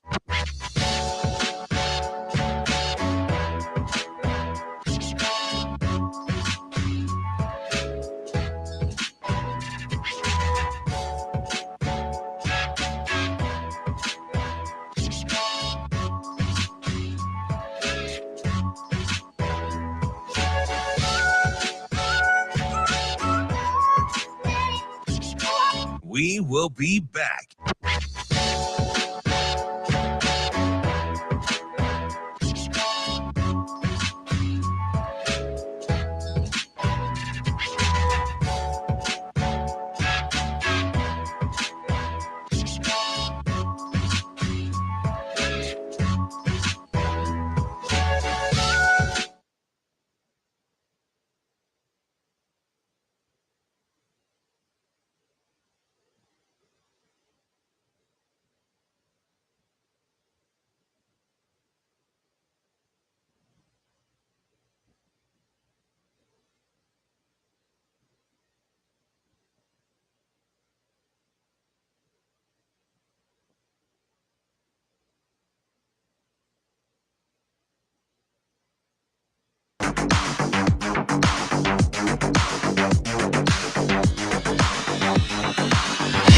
You're listening to Hurrdat Sports Radio. Getting rid of the excuses, getting rid of the poor me, the victim mentality, getting rid of, hey, we're cursed, and just saying, you know what, catch the snap, block the punt, pick, hit the in cut, don't throw a pick. Just do what you do and go win the game. And that to me is the next step for us. We're back here on Hurrdat Sports Radio, AM 590, ESPN Omaha, ESPN Tri-Cities. We're live on Twitter, Facebook, YouTube. That's DB. I'm Ravi, Lulla. We are here at the Pillar Exterior stage, and you should be over at Lawrenson Gardens sometime between now and May 12th, especially because they've got the Brick Live Brickazors exhibit until May 12th. Get to lawrencegardens.org to get your tickets. Over 30 dinosaur sculptures made out of 1.5 million bricks. It's a super cool exhibit. DB and I went and had a great time breaking down the which dinosaurs would be offense and defense. It was I didn't count 30, man. I need to go back. Well, I don't think we saw them all. Oh, don't tell me that. There was like a whole other section. Hey, how long are my passes good for? May 12th. Well, that's when the exhibit goes extinct. No, I know that, but I felt like the passes. Oh no, the passes are good for the whole exhibit. Okay. Yeah, we gotta get out there. Well, I feel like I only counted about 18. Why? There was a whole other room we didn't even go to because we didn't want to give away the milk for free, you know? Because we did the video. Yeah, Sam, we did go. Get to lawrenceandgardens.org to get your tickets. Yeah, we might have to go back, revisit. Maybe I'll take Ryder or Zoe and have a little Friday daddy-daughter date. I don't know about Friday. I typically get my ears lowered. My barber called yesterday. Gotta get cleaned up. Yeah, he has some big time clients. Yeah, it's like ooh, bougie, bougie. I mean, listen, that's who called yesterday when I was here, and he asked about Justin Patton. Oh yeah. That was my barber. Oh, gotcha. Yeah. It's like, who's that Creighton center that went to Minnesota? They must. And have you were been like, you were like Tolliver, and I go Patton. No, you didn't say Patton until he said North. Then that triggered me. He goes, no. I didn't hear you say North. Yeah, I didn't. Yeah, because he wasn't on speaker. Yeah. Then I was like, oh, Patton. Yeah. And you're like, yeah, Patton. I was like, whatever. Blue Jay snob. That's what I'm talking about. Well, the Blue Jay fans are mad at me because I like Nebraska, and Nebraska fans are mad at me because I like Creighton. So if you make everybody mad, you're doing it right. Yeah, I feel like I'm just doing equal opportunity. You're doing making it right. people mad, but can you tell? So you know all my personality traits and my hangups. How about when he just waxed poetic about get over the poor me, not what you don't have. How about just go make a play? Like, yeah, that victim mentality. Well, it's that expectation theory that he was talking about with the Malcolm Gladwell stuff, right? He just kept weaving it all in. I loved it. I loved it. Just like bad things happen. Yes. And you're not always going to make good choices, but you can't rest in that. No. Go get it. Well, and I go get it. You just don't want to be around people that figure out why they or figure out reasons to not be good. Well, and the thing that I really liked is he sort of reframed that remote miss versus near miss thing for me in a sense of I was sort of thinking at it as a finite state. Like once X happens, you are either in the remote miss camp or you're in the near miss camp. And he was talking about last year in the sense of like, oh no, you can go from, hey, we're a little shell shocked here. We don't know how to handle it. 0-4 to or hey, whatever. Yeah, once we can figure out after we've been through this, we can figure out how to be empowered by it and not be, not have our confidence ruined, not be the people who are always waiting for the other shoe to drop, right? He says, when they've been through the worst, it didn't break them. It didn't kill them. The people that matter still love you. Like at that point, you can sort of start to feel invincible or like you're capable of anything, right? Which is a really powerful thing. And you know what he never talked about in 40 minutes with us? What? Did he ever use the word talent? I think one time he goes, because when he was talking about this, he goes, okay, and then we'll see if we're good enough to be able to do that. When he's talking about, hey, instead of being in our houses, hearing the bombs a block away and waiting for them to hit us, we're alive. Yeah, we're going to walk down the street and take what we want. And he said, now we'll see if we're good enough to do that. I still don't think that was about that's the only thing that he said that even approached talent. Yeah, it's like he doesn't talk about it a ton. Yeah, because I think it matters less than people. Which for 10 years on this doing this, and it's been longer than that, but this is when I really started to get aggravated was Nebraska didn't have enough talent. When we went to the Big Ten. Mm-hmm. And I would say, well, we need better players, and it's a different this, and it's a different that. And I'm like, you know what? Stop saying that. Like, it's a challenge. Get over that, because there's still things that you can do in the meantime while you're waiting to exhale. Yeah. I also there's the whole waiting on Superman thing is a real deal. Yeah. I also just don't think it's true. I don't either. Like Nebraska has, if you want to go, if either recruiting, it's like the spring game, right? Either it matters or it doesn't. Either the recruiting rankings matter or they don't. Remember when I asked that question last week? I'd be careful. That's a beautiful question. Like our friend Sips says, I got to be careful here. No, but it's kind of the dang, DB, you got dressed down on your own show. It's kind of I know. It's yeah, well aware. It's kind of the same thing though, right? Where either the recruiting rankings matter in December or February or whenever when we're freaking out about them, or they don't in August when we don't think we have enough talent, right? Because the recruiting rankings tell me that Nebraska's for the last decade has out-recruited, except for 1 year. We only want to believe in whatever it is, unless if it's advantageous. Yeah, but that's it. Except for 1 year, and I believe it was 2021. I don't remember off the top of my head. Nebraska has out-recruited every single team in the old Big Ten West for a decade. Every single team. There was one year when both Iowa and Wisconsin were slightly ahead of Nebraska. I believe it was 2021. Every other year, Nebraska has out-recruited every single team in the Big Ten West. Did you like his Baylor breakdown with Texas? Yeah, he was like, hey, don't come in with Texas and Oklahoma. Hey, listen, we can't recruit those guys. Like, stop worrying about that. Yeah. Let's go recruit Oklahoma State and TCU and Texas Tech. And when I said that about Michigan State 10 years ago, people lost their minds. You don't believe this isn't the glory. No, man, I'm just trying to give you the blueprint. You got to catch Texas and Oklahoma. I said, don't ever talk about Texas and Oklahoma in front of me. You know what? They are so far. You know what's funny about him? That delivery. Mm-hmm. That's how he talks. Yeah. Like, even if I say, like, if I told you, like, he'll hang out, like, he's very, you can't speak negativity into his life. Like, he'll cut you off. Yeah.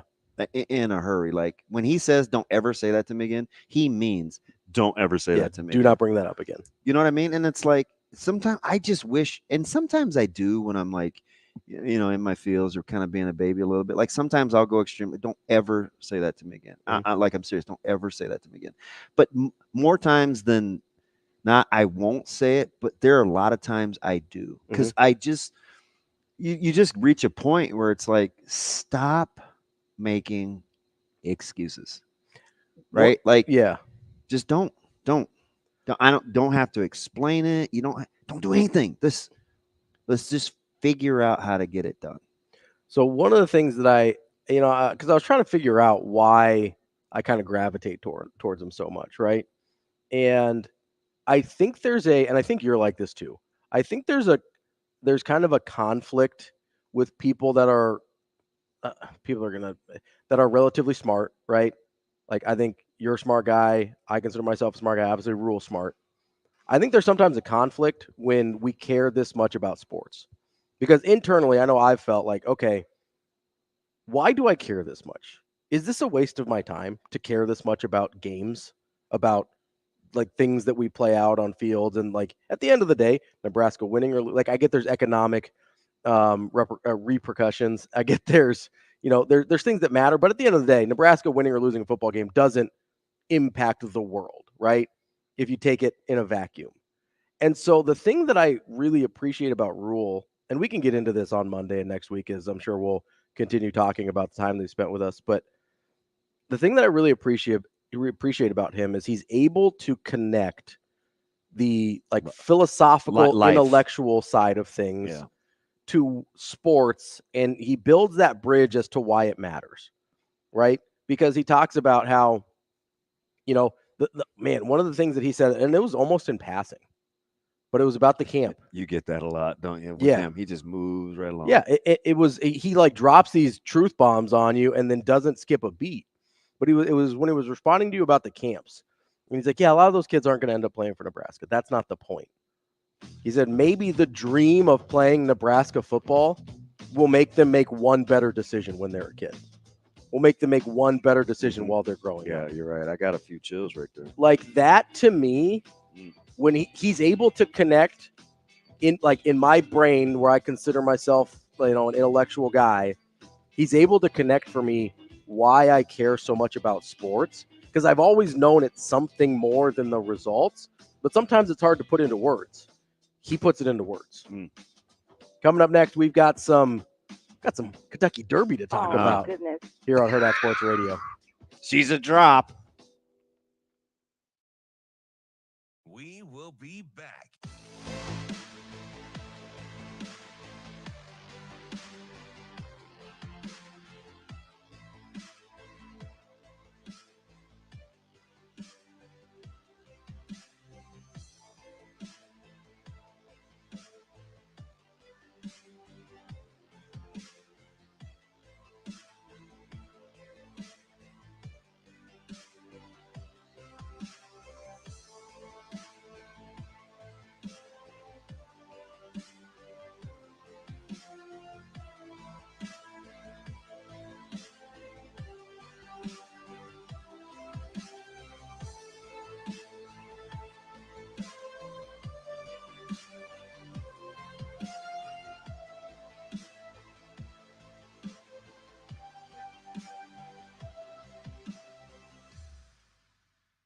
We will be back.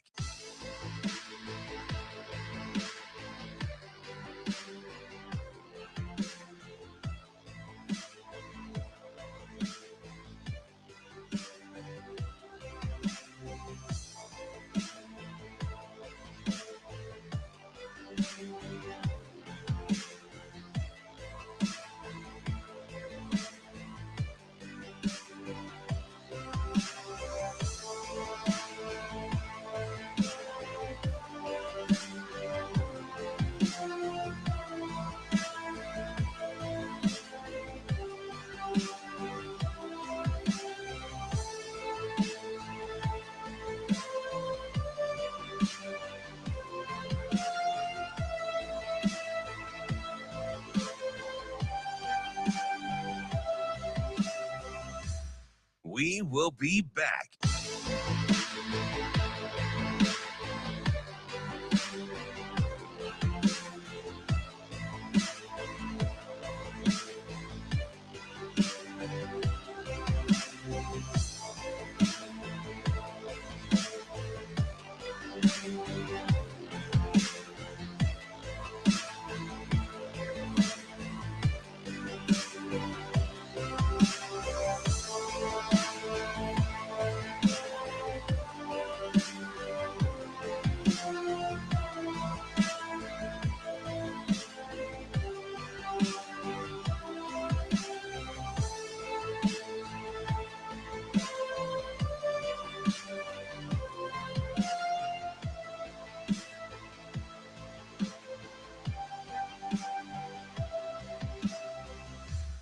We will be back.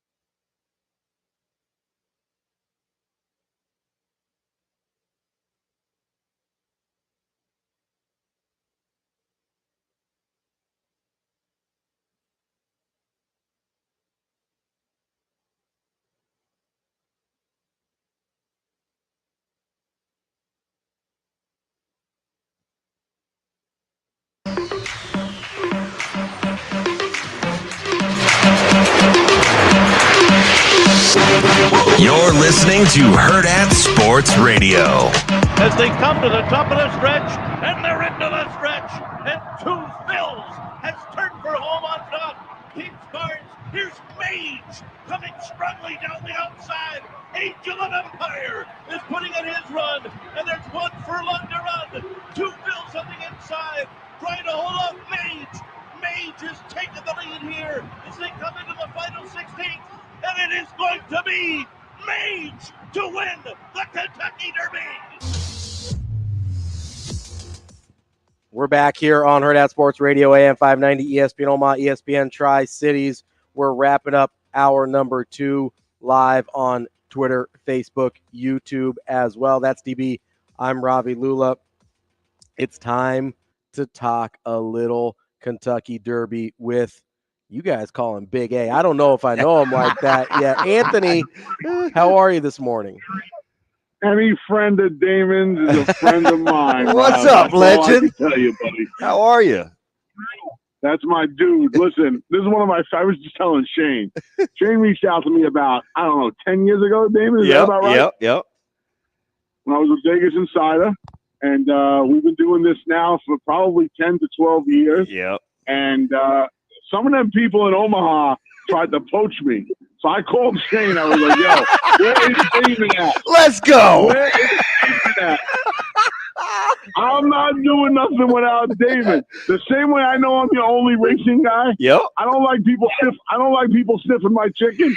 I ain't going anywhere else. Let's go. The best in the business, man. Are you ready for this one, right? The weather's not great today. How will it impact tomorrow? So what happens is down there, guys, I've been to 2 derbies live, 08, 09. 2.5 inches of rain in 08 the day before on Oaks Day. Tornado warnings, tornado touchdown like 3.5 miles away. Me and the ex shacked up in the hotel all day. I didn't leave because I don't mess with weather. And I know you guys, and we're going to talk about that in a minute. I know you guys been dealing with some tornadoes out there. Yes. I'm gonna make a 50-cent try box and a $1 exacta box. It's not a lot, but you guys retweeted out a link through Hurrdat the other day. Yep. I'm gonna make a $1 exacta box, a 50-cent try. Whatever we win, hopefully we win something. I'm going to donate that to the tornado relief. Bless your heart. So, thank you, man. That's awesome. You're the man. By the way, if you heard the door just now, Ma Dukes is in the car. Say hi, Ma. It's Omaha. Hey, so Anthony, you know me well enough. You know we just had my mom on, and about 30 minutes ago, and she killed it. Like, this is her favorite time of the year. So she asked me 2 weeks ago if we were going to have you on. I'm like, are you kidding me? Yes, we're going to have you on. Death taxes in the big A, and I didn't pay taxes for a few years, so we're good. So the rain. So getting back to the weather, we didn't leave the hotel, and it was a cold rain. It was a rainy day. Didn't really miss much in the Kentucky Oaks. I don't even remember who won that year. The next day we got to the track. It was probably 60 degrees. We got there about 9:45, and the track was muddy. By the time the 5th race rolled around at probably 12:30, it had dried out so much that they had to add water to the track. When most tracks have a water truck that goes, all tracks have a water truck that goes around. The following year, 2009, same thing. Bunch of rain on Oaks Day. Track was off. The sun never came out Derby Day. And it stayed sloppy all day, and Mind That Bird won and paid over $100. So the weather's supposed to be really nice tomorrow. I would imagine it's supposed to be nice today. I would imagine that by the time we get to the Derby, especially, the track will be fast. So I'll tell Mama I won't worry too much about the track conditions. You got it. We're going to be okay. Big A. So track conditions, you expect them to be good. Does that lend itself to certain horses over others? I assume a muddy track would have lent itself to maybe some slower paced horses. Is there anybody you think has a distinct advantage by the track conditions you expect tomorrow? So no, you always handicap a race, Rob, for a fast track, and then if the weather dictates you have to call some audibles, you call some audibles. I don't think we're going to have to worry about it, so I didn't pay too much attention to it. Like I said, I've seen it firsthand, and the track maintenance has come such a long way that you really can manipulate. And I'm not saying this in a bad way, but you can get the moisture out of it a handful of different ways. So it's not Mother Nature's the best, and Mother Nature's going to provide plenty of help, it would seem, over the course of the next 3 days, over the course of the next 36 hours. So I wouldn't worry too much about it. All right. So a favorite seldom wins. How quickly did you know that you wanted to fade Fierceness? You never handicap a race going in trying to be the favorite. It's weird since they implemented a new point system as far as getting into the race back in 2013. Favorites have actually had a pretty good record overall, so that would be 11 derbies. This year, the favorite to me, and for the novice racing fan, this isn't going to make a lot of sense. This year, the favorite to me is easily the most talented horse in the race, the number 17 Fierceness. I picked him second. But, and I don't know if you Game of Thrones fans out there, you know that Ned Stark said everything before Bud is bull, you know what. He is a bit of a Dr. Jekyll, Mr. Hyde. When he shows up, he will beat those horses like a drum tomorrow. When he doesn't get his own way, he can be a big baby, and he does not fire. He likes to be on the lead. He likes to be alone on the lead.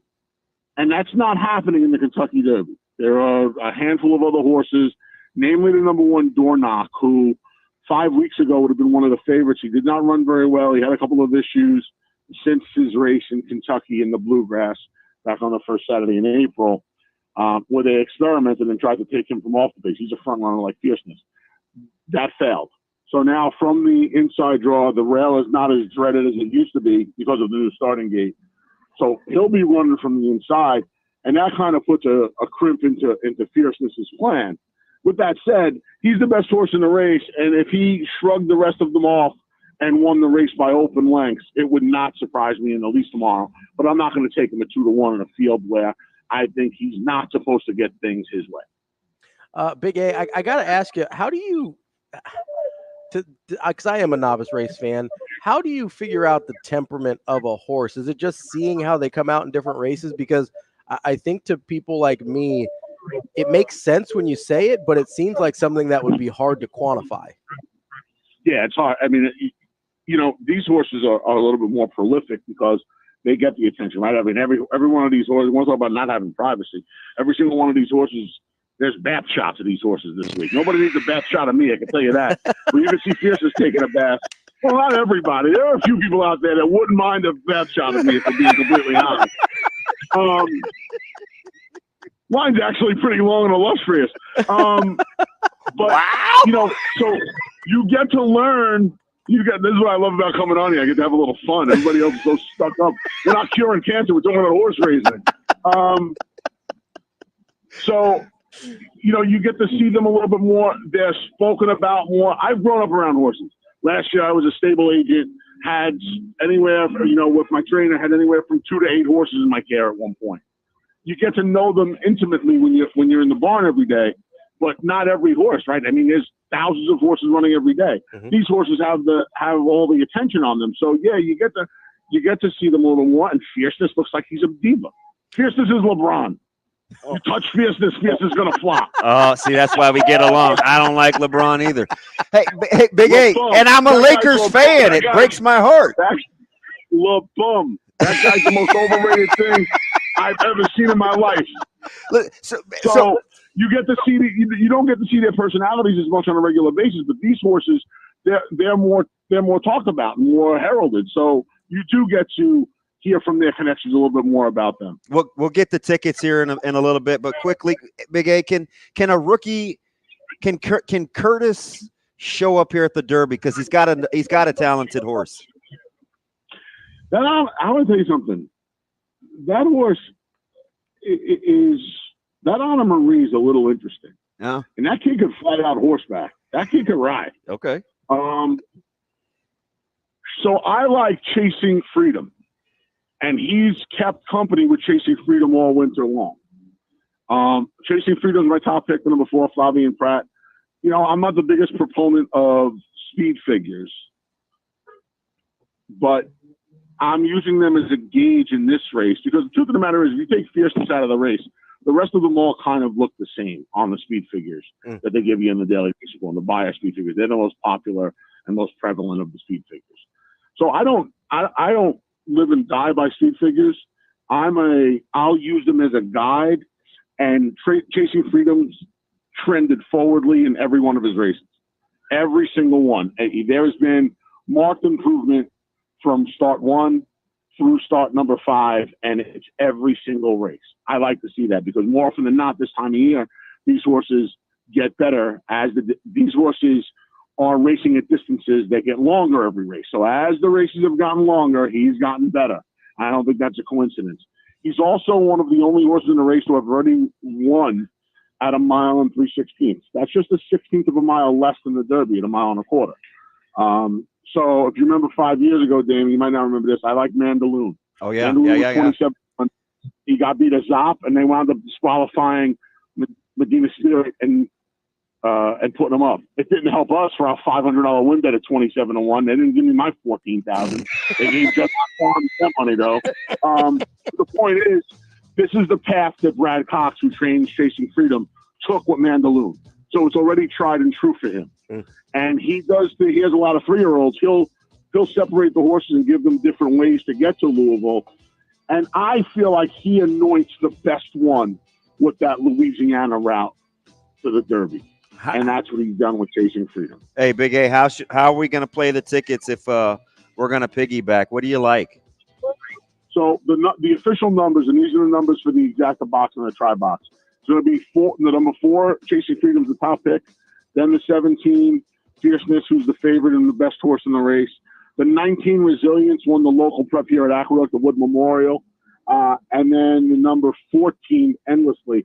Endlessly, I didn't allow my crazy side of my ego to take too much over in this Derby. And you know, Damon, we've been doing this for a while. I don't usually pick favorites. Yeah. So Chasing Freedom's the third choice. Fierceness is the favorite. Endlessly is going to be 35-1.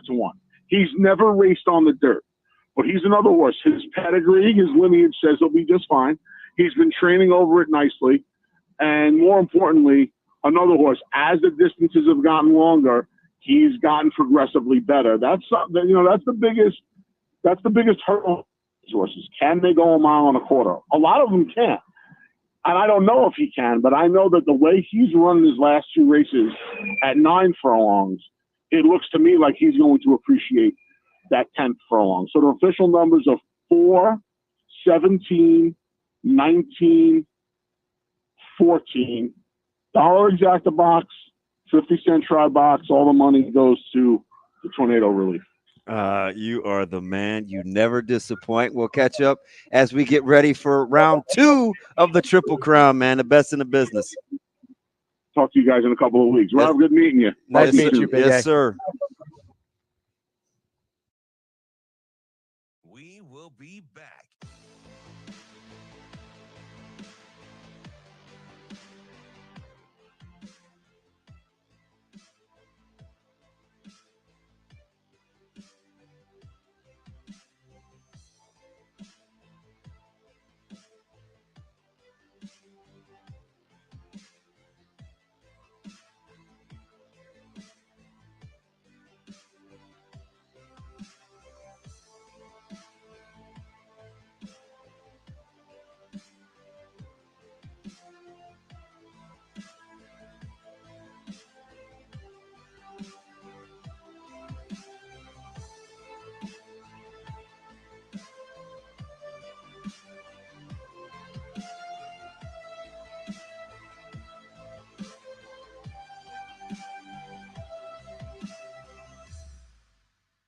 We will be back.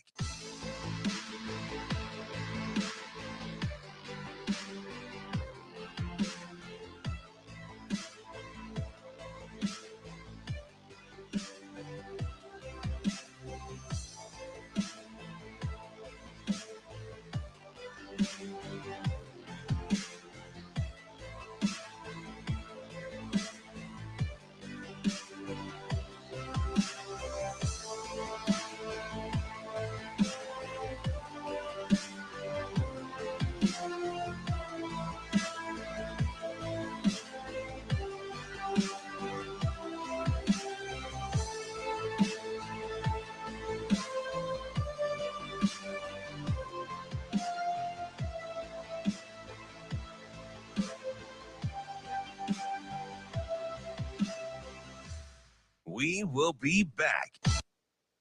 Back in the day,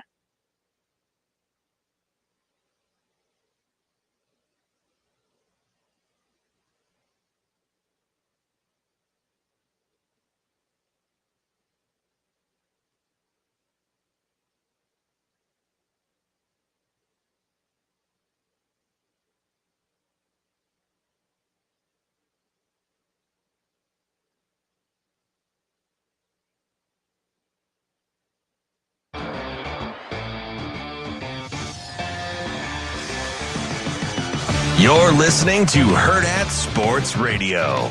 Oh, yeah, no doubt, no doubt. Mike Sautter. Yeah. Mike Sautter. Oh, man, you're going to put me on the spot. Mike Sautter. We're back here on Hurrdat Sports Radio, AM 590 ESPN Omaha, ESPN Tri-Cities, KFOR in Lincoln, live on Twitter, Facebook, YouTube. You can also find the podcast, Apple, Spotify, wherever you get your podcasts. You'll mute that for me, bud? It was. It super wasn't. He's 3 for 3. It just, I mean, next week did we're it gonna when give I him sat down. next week we'll give him a chance to turn his volume down. If it echoes, it wasn't down. He's That's the, all. He's That's the all. greatest. I know our segment embarrassed. with Anthony Stabile got cut off there. Big A. Make sure you go catch up either in the stream or the podcast. He gave a great the quad box trifecta, whatever. Isn't he something? No, he's the best. And so Alex Sindelar's texted me. He goes, I don't know what this guy looks like, but I know exactly what he looks like. So Shane, how many pounds has Big A lost in he's down probably 100 pounds. Dude, that's awesome. He has some of the best one-liners. He sounds like the most horse racing guy I'd ever expect. Like if I was casting a movie and I needed a horse racing expert, that's exactly what I'm looking for. He's legit. Yes. Like we'll give him a bigger segment because he's a great storyteller. I mean, we could bring him back on Monday to talk about it. And he's just grown up, and like that's we'll talk diets, we'll talk food. Like he's a G. Like he is an old school. I think the segment just needs to be the Big A and D. So if you want to play those, you can go to Warhorse Sportsbook. It's in Lincoln or the Horseman's Park in Omaha. Your kids in school? Or just rolling right along. Not in the car, are they? Horseman's Park in Omaha or Warhorse Sportsbook Casino in Lincoln. You can place your Kentucky Derby bets. It's the best place in Nebraska to place your bets. Make sure you get out there. Go back in the stream. Go back in the podcast. Listen to the picks that Big A gave us so you can go place your bets at Warhorse Sportsbook. Go to warhorsecasino.com/sportsbook if you need questions answered. You need a full list of details and house rules. That's Warhorse Sportsbook. No bets, no glory. We're going to move right on past whatever Shane was talking about. And we got Mike Sautter here this morning. Oh, my goodness. You don't like D? D's like my best friend. Isn't she something? Yeah. Remember, like, I'm pretty sure it was at least a handshake, but it might have been a side hug the last time I saw her. Yeah. It was probably a side hug. He does so much for kids. I was like, oh, God. Such a bleeding heart. Some of these guys, Mom, I just don't like.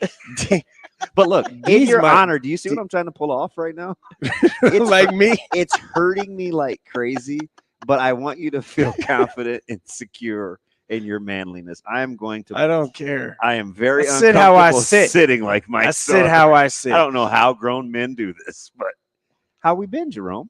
I'm tired today. This morning. Stop. This morning It's I am. Friday. And I was working till late. What were you out doing this last morning? night?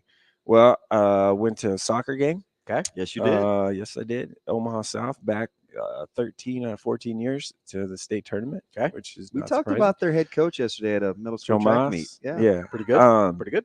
Yeah, and they almost gave it away. It was odd. But yeah, my love-hate with soccer is this. Omaha South dominated the game in the first 40 minutes of that game. And I am not a soccer expert by any means, and I don't want to pretend to be one. gatekeeping here with us. But they clearly dominated the game where like the ball was on the opponent's half of the field for 37 of the 40 minutes. And the score was 0-0. Yeah. Like how? No, flat back. They just didn't want to give up. Yep. Yeah. They I know, didn't want to but give up. they literally packed it in. Like it was, I was like, see, this is why the average fan can't get down with this. There are some similarities to hockey. So I understand. And having that been a part of my life for 16 years, right? Yeah. Including college. Like like I've seen the Sabres win a championship like that. Right. Where, you know, Is that Ryan Miller? Neutral zone trapping and kind of, and now these teams will play flat backs and not put as much pressure. Right. On I was like, what are we doing? But all that matters is if you can put the ball in the net, though. Right. I know. Right. So if you can withstand the onslaught, you may never score, but you won't lose 5-6-0 either. Right. So anyway, that's what South I did is last capable night. of doing that to you. Oh, for sure. That's what I was doing last night. And then I got home because the people at South were like, "Oh, we'll see you next week." I'm like, "Next week? State's next week? State soccer's next week?" And I was like, "Well, you got state track coming up. You're just coming off Metros. Baseball tracks coming up, or state baseballs the following week." And I'm like, "Wait, I thought I had a week to like get this planned out so I started building out the spreadsheet and everything last night, from until probably 1:30. It's gonna be hectic. Yeah. So we got to plan. We got people moving parts, and you got to plan all that out. So, that's basically what I was. I mean, I got the spreadsheet up right here. That's why you got to help delegate your Hurrdat team. That's what I'm doing. That's why I got the spreadsheet. But I have to put the plan together to help delegate where people can be. Fresh off of Metro too. Yeah, Metro. Plenty of coaches in attendance. Yeah, there's a lot from obviously. Colleges. How were Keenan Cotton had a good day. Yeah, saving his best for last. And Asher's been rolling. Had his number. I mean, he's at the tops of the 100, the 200. Yeah, Jenkins from WS. Yeah, he's been rolling everybody, and so it was.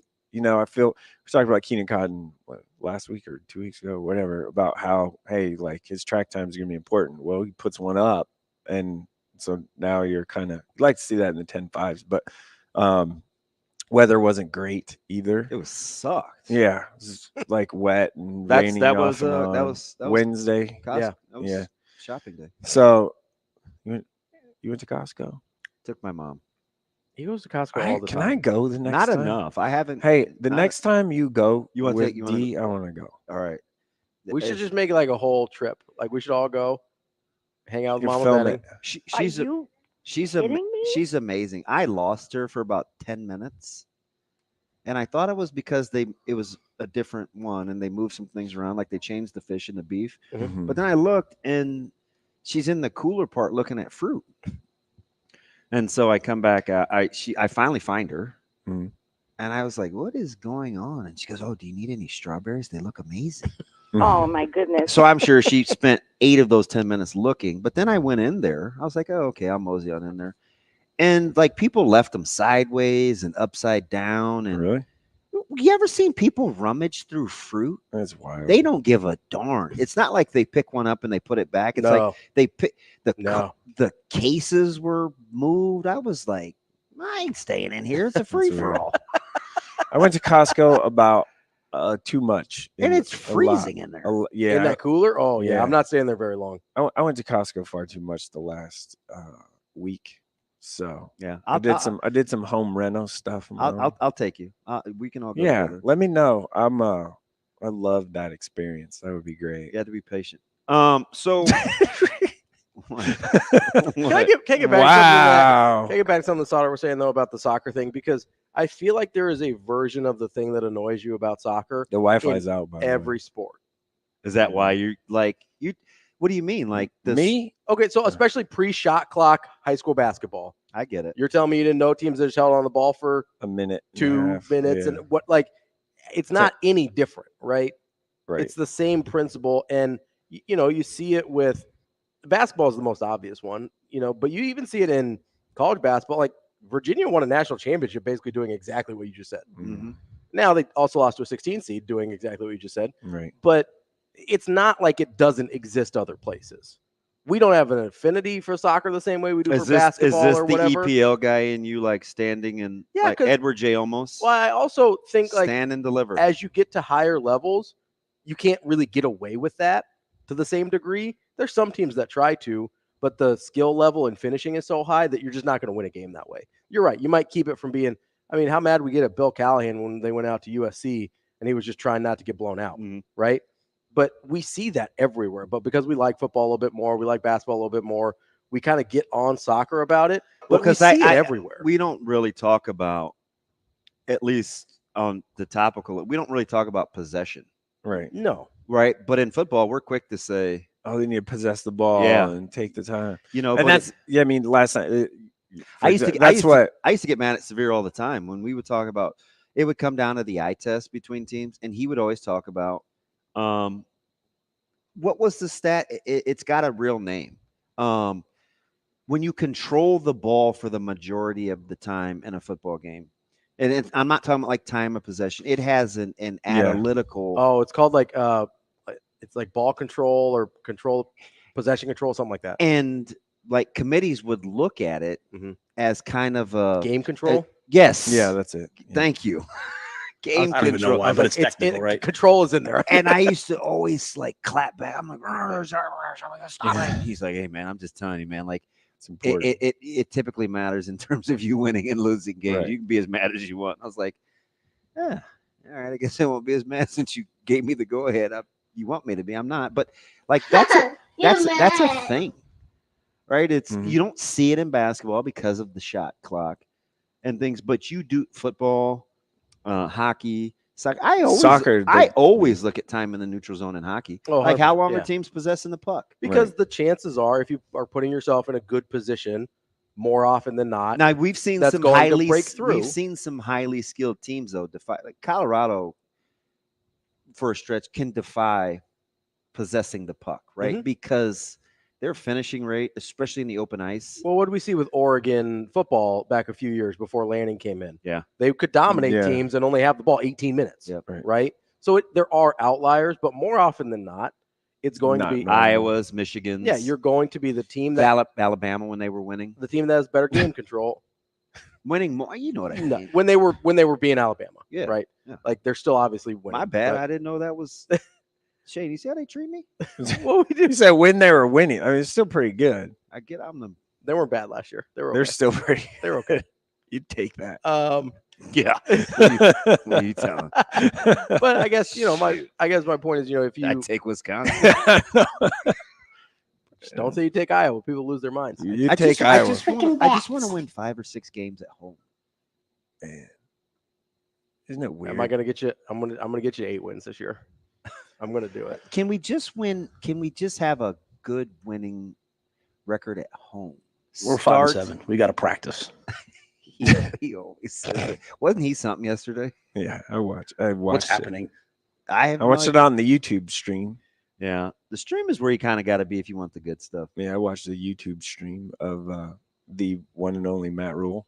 Better be ready to deal with the heat. Let me ask you something here as we flip this back to high school. Busy time. Are you surprised? And you've done this since 11, 12? 11. Kind of started to blow up. Okay. So do you remember this period of the year being as important as it is? I had this conversation with my wife about, I don't know, 12:30 this morning. I'm surprised she's talking to you. Good on her. Yeah, she was not happy last night.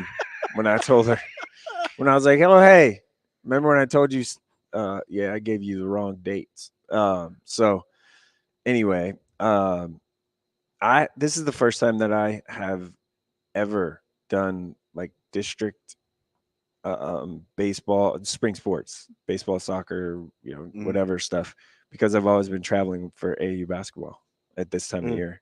So this weekend is like, it's odd for me to not be traveling, watching basketball stuff. The football calendar with recruiting has did it sneak up on me because I was like a bunch of coaches for the last 5 or 6 years, over. but these months are like critical. We don't even talk about the game day experience. No, we don't even talk about fall. I don't think it's that important anymore. Well, but the kids kind of give you that vibe though, don't they? Because they don't really want to travel or get someplace during the season. After they just played on Friday. Yeah, they want to play their game, and not focus worry on about that. it. Yeah, and then not have to worry about getting. I felt like that 5 pendulum a.m. has swung though. Yeah, I think it's changed around here with Nebraska. The coaches though, right? I do think you get a little bit more pushback from coaches now, where they don't want their guys being gone. Yeah, I'm in Nebraska, like the college coaches. There's some of that because there was previous staffs. It was all game day experience, right? They thought that was, and listen, that's a great thing Nebraska has to offer, but it's also like everybody's got if you're talking about this level of football, everybody's got a pretty cool game day experience, right? Yeah. Like there's not a ton of differentiation there. And so I think that's a hard place to sell people where, what Coach Rule talked about yesterday, eliminating the deficiencies, right? Eliminating the deficits. So like game day experience isn't a deficit for most people. Yeah. And I get it. And you're right with the evaluation period and where coaches are like two coaches from other schools just brought up North's 4x1 team at Metro, watching Donovan. Yeah. Jones too, but times 2, but it's like, oh man.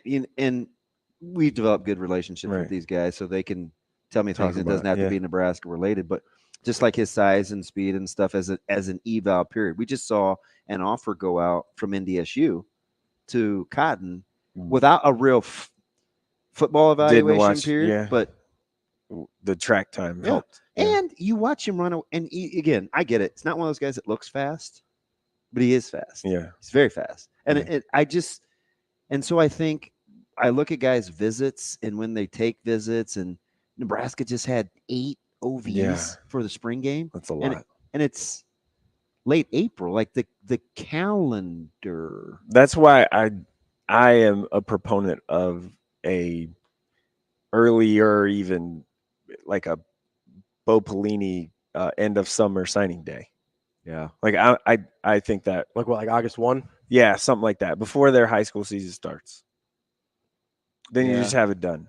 Like have it doesn't. No, not everyone has to sign that day, obviously, but like have it then, and then have. I would probably just do away with the December one. You got to change December. Yeah, it's just There's too much going on. Yeah. There's too much. I didn't want it to be the signing period though. Yeah, it's just too much. So I mean, it's not going to be. I mean, the playoff is going to be then, right? So Right. you really can't do anything about that. The coaching carousel is going to be then. There's not much you can do about. The only thing that's actually movable is, I mean, you could move transfer portal if you really wanted to, but the only thing that's movable is signing day. Really, I would quagmire in December. Move that one to August and then leave February. Put one February it's got to be February because coaching changes and stuff in January. But That's so what I would do. what'd you make of Amarion's offer? I was pretty stingy when it comes to offering. Amarion Jackson. Yeah, Iowa offered. Who else offered? Someone else. So I think he's got Iowa State, Illinois, Iowa State, Minnesota. Yeah, Iowa State offered and Iowa offered this week. You surprised by the Iowa offer? Amarion Jackson from Millard South, the wide receiver. If you don't know, am I super talented? Am I surprised? Catches everything. No. We said they're stingy, so I was curious. I just know how they recruit. Right. Yeah. Right. So it's like an aim small, miss small thing. Yep. And Coach Woods is very particular. Mm-hmm. There are some guys, I'm not, no sense in getting into this really, but there are some guys that are probably better prospects that he won't put the time and energy into because of things that you can't see. Right. So I say all that to say they typically do their due diligence. Right. I mean, it's good for him to get momentum and stuff. I think I've said this a lot, but I think he's a really good player. Kind of fits. If you look at what Iowa does and what he can do, Are you surprised more people are? At least I hear a little bit. The defense may be a thing that people look at him to play. Huh? This is what I just hear from maybe colleges. He's safety, right? Yeah. That wouldn't make How sense. big is he? Well, he's big, 6'2". Is he? Yeah. Maybe. He just has long levers. Right. So I thought he was taller because of how long he is. He has very long arms. The thing that I kind of like about him, not is it just high pointing balls, but he kind of is. He's got really good body control. Yeah. Mm-hmm. I think it's just an underappreciated thing. Yeah. I know we kind of give it a hard time because the catch that he had against you guys that was like 8 yards out of bounds. It was a great catch. It was outside. But it was an incredible catch, right? That's the body control you're talking about there, and the high pointing with body control. That's actually a pretty rare skill because a lot of times you look at wide receivers like, oh, look, he's fast or he can whatever. He's really good with the ball in his hands after the catch, right? It counted too. No, it did count, but I mean, it was out of bounds. Like it was out of bounds. They scored points on that drive. That's the only drive they scored points on, by the way. Anyway, but it was the skill set we saw, whether the catch should have counted or not, the skill set there of high pointing, body control, like that is to me the rarest of the wide receiver skill sets. What do we do with how crowded it could be at the outside linebacker, tight end body types? Nebraska's going national, right? With Merritt. But you got Christian Jones, you got Pierce Mooberry. I mean, you got a lot of something's got to give, right? Guys are the same. I mean, Lofton's there. Yeah. Like you gonna keep Lofton on offense though? I don't know. Yeah, I would. Yeah, but that's just stand up tight end. That kind of goes what we're talking about with. I've asked that question a couple times of why does Nebraska high school have all these tight end bodies? Well, it's the same body type, right? Of these athletic stand-up outside linebackers, the 6'4", 6'5". The evolution of 7-on-7 is turned that. Speaking of which, what would you do with Ackerman? I like Ike, and track wise, he's obviously great. So he was at practice a couple weeks ago. Ziebert, Ike Ackerman. Yeah, no, but he's just yes. About Ziebert. So we're walking, like they let some of the guys like go under and through the tunnel and like where the players would be in through their locker room to get to the field. So I was walking up the ramp next to him because I was talking to Haney. He's bigger than he looks. Yeah, he's big. He played basketball too, by the way. No, listen, they clean the glass on us. But he's a big kid. Yeah, like his size. He's big. He's powerful. He's top 4-5. In what throws. Position is? That's what I'm saying. Like, what would you do? Yeah. Like try and build him into a defensive lineman or something. I don't know. It's a good frame to have, though. Like, you know what I'm saying? Like that's probably what I mean. As far as tight end wise, he's just inline blocker guy. Appear to need a babysitter. No, yeah, he's super mature. Is it weird that like my thought process is always I'd rather see him on defense? Like, no, you do say that a lot. Like, I'd rather those guys be edge rushers because edge rushers are. But that's hard. I know, but that's why I want to. Like, if you've got, it's easier to be a good tight end than it is a good edge rusher. That's my point. Oh yeah, right. Is if you've got all these guys that have a certain body type and skill set, but a lot of that edge rusher stuff isn't just power, though. I mean, you got to have the bend, and I understand that. But if you like these guys' frames and athleticism, I would like to see them get shots on defense because it's harder to find impact edge rushers than it is impact tight end. Do you just keep, if you're Nebraska, you just keep swinging to edge rushers and try and just get one that fits eventually? I mean, you kind of, they just keep swinging. They all can't be tight ends. Well, that's what I know. mean, that's what, right. Yeah. Like my process, unless the guy, I feel like they got a lot right now. Is what I'm like. It feels like they're. My process would be unless a guy is just out of this world with the ball skills, I would start them on the defensive side because they're not afraid to switch positions with guys. I'd start them on the defensive side, see if they can figure out the edge rush thing, and if it's not a fit, then you move them back to tight end. But those edge rushers are so hard to find. If you can start developing edge rushers consistently, you will win forever. I promise that. You can find tight ends. Edge rushers, there's a reason nobody gets good edge rushers out of the portal. There's none to be found. And everyone wants to keep it. It's kind of like big men in college basketball. There's none out there. No. Are you drinking raspberry neck? What is that? That's a Waterloo. Oh. Costco, baby. That's his jam. He drinks that stuff all the time. $8.99 for a case. I ain't buying that. Coming up next, we will have more of the one and only for 24. It's too expensive. Mike Sautter here on Hurrdat Sports Radio. Is too expensive. Dude, I'm poor. AM 590, ESPN Omaha, ESPN Tri-Cities, KFOR Lincoln. They're going to keep talking about Costco. We'll be back to talk about sports, probably, maybe. I don't know. Who knows?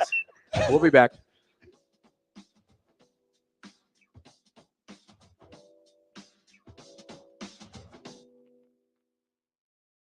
We will be back.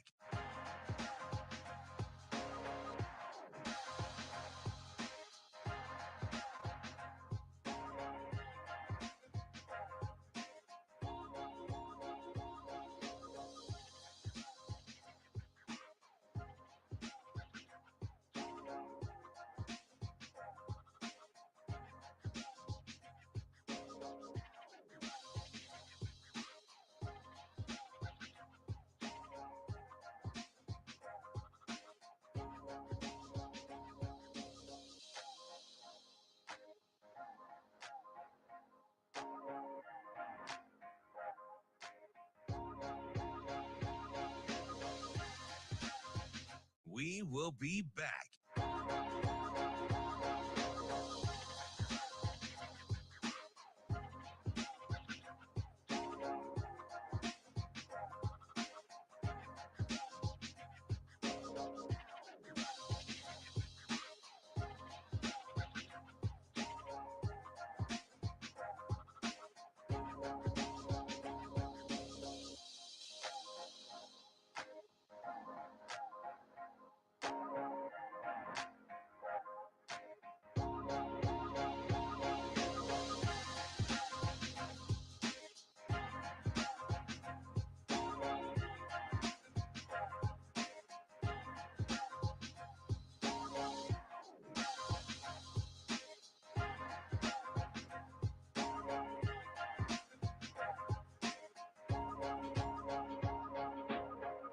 We will be back.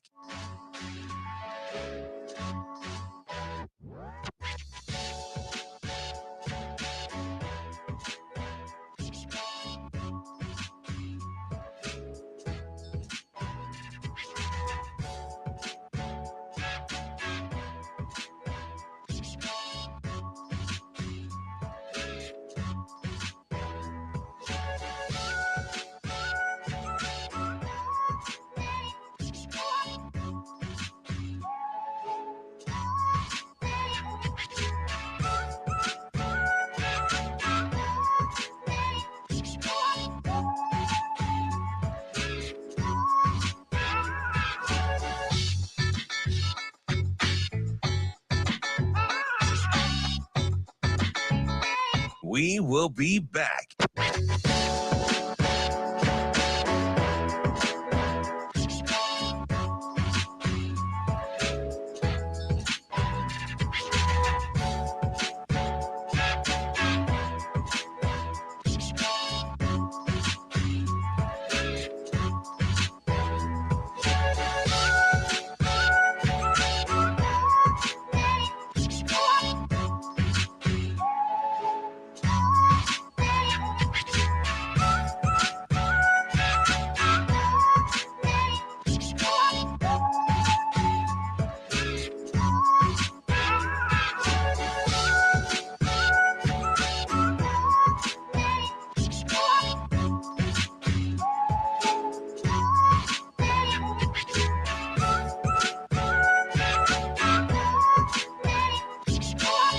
We will be back.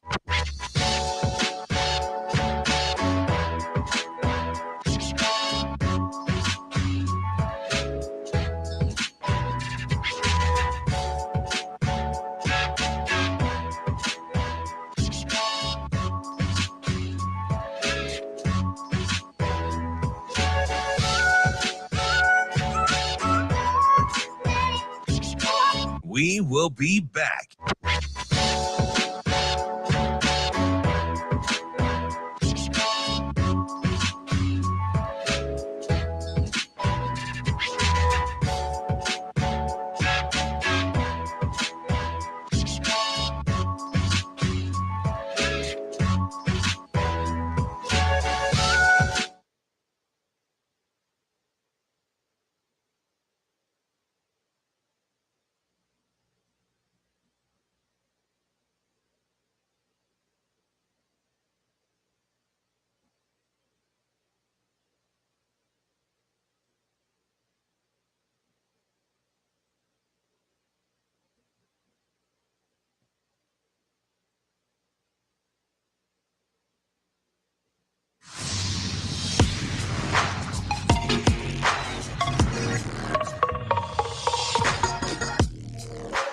You're listening to Hurrdat Sports Radio.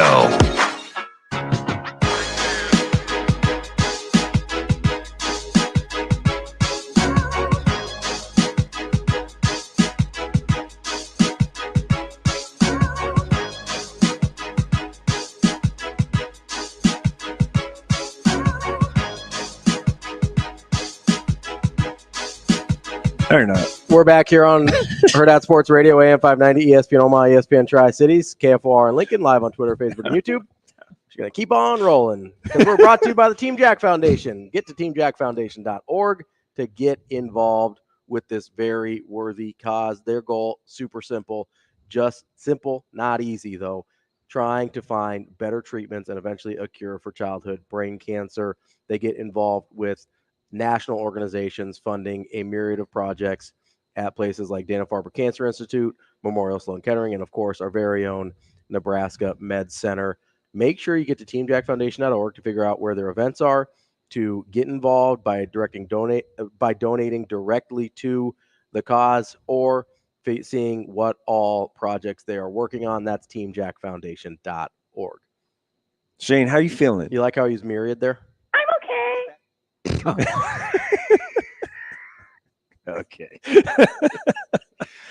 Sup, D? She's just chilling. Next time I see her, sup, D? I'm just chilling. I'm gonna see her this weekend.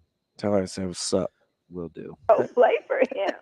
Don't be weird, Mike. Don't do that. Oh my goodness. So Being weird, man. I don't know. How are you doing today, Ravi? You doing great? I'm doing 'Cause I good. feel like I'm doing this good. is a little off the rails.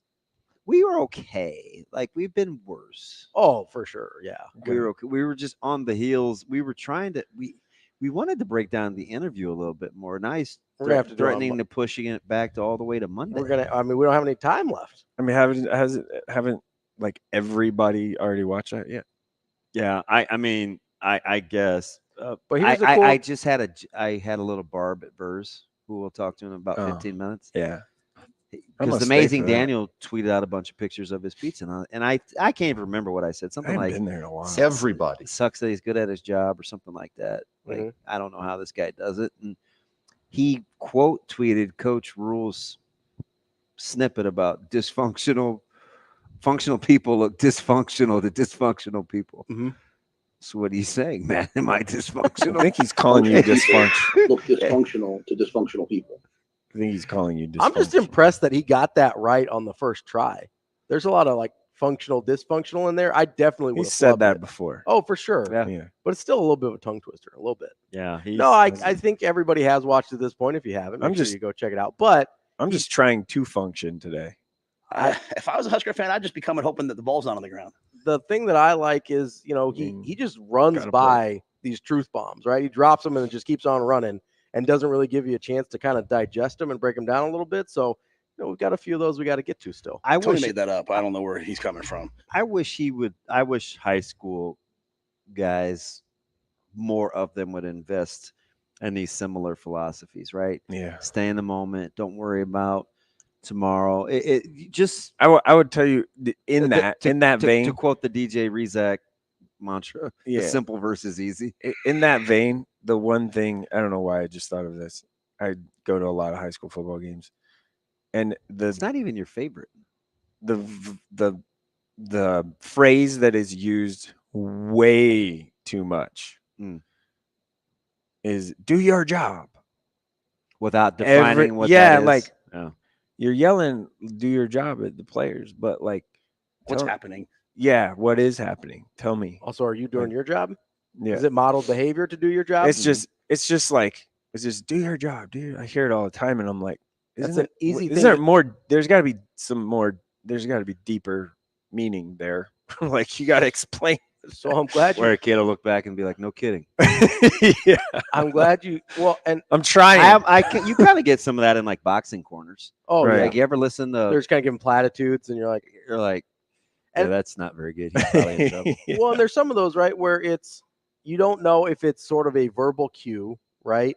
Because I'm sure there could be something like there might be something a part of the game plan or something, but there might be something that's happening behind the scenes where, hey, if I say do your job, or like do your job is probably too vague for it to be a thing. Like in a boxing corner, if I give some instruction, it's like a verbal cue. They Stick know and move immediately.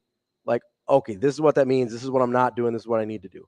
What gets frustrating is people will just use platitudes like "do your job" or like "keep grinding" or whatever, and it's like, okay, what does that mean? Mm-hmm. What's like if you're sounds soft, need some substance behind it. If you're a 14 or 15-year-old kid, I'm gonna need you to define that for me. Need some substance so that I know that you're not just getting these like TikTok inspiration guys. And you're like, oh man, he yells, dude. Like you can't just yell "if we die, we die" and not have something to back that up, where the guys know exactly what you're talking about. I know who Congratulations didn't do their to job. Coach Freeman too. They just posted. Oh yeah, on social media the other day. That's Westview getting another job.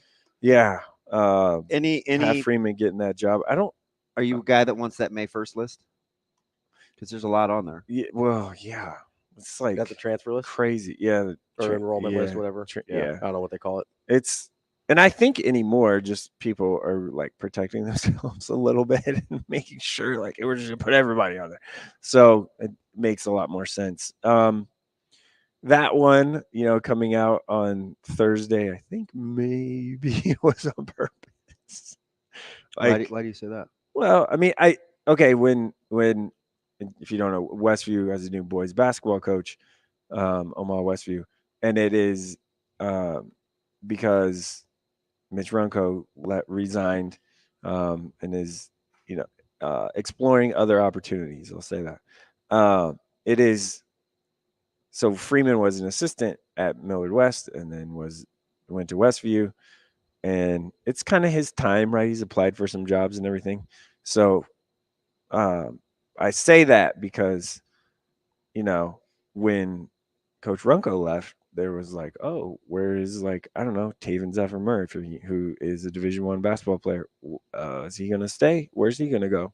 I'm sure people were calling or inquiring as far as what he's going to do. So also, if they would have hired maybe not him, kids would have maybe left. So they probably just waited to do it until after May 1st to just kind of protect themselves and their team. So back to do your job. You know who did not do their job last night? And this is totally changing gears because it's on TV. Tobias Harris. Yeah. Did not do his job last night. He hasn't been doing his job for a while now. How would you play with Bell's palsy? And I get there's hard. varying degrees of it. Mm-hmm. But how would you play with that? Yeah, I no idea. I mean, it would have to be, I don't mean to diminish it, it'd have to be a relatively minor case of it. Yeah. Or I mean, to go along with Embiid's injury. Yeah, or at least a relatively minor episode. I know that you can kind of have varying degrees even within a person, because there was a World's Strongest Man guy, Hafthor Bjornsson, had Bell's palsy. I watched a special on him. He won a World's Strongest Man. He's got the world deadlift record, but there was... We were in Fayetteville, by the way. Oh, that's man. when you watched the special? Yeah. That was me on Tuesday, by the way. He played he played the Mountain in Game of Thrones, but that's the guy. He's got, I think it's Bell's palsy, where he'll kind of go through episodes and it can come back pretty quick, but it is for a while, it's almost like he had a stroke and certain parts of his either face or body don't really work. So I don't know the technical, but I just know I've seen it before where he talked about how it impacted his diet. Yeah, I bet. Yeah. Because digestion, that's and his ability to chew.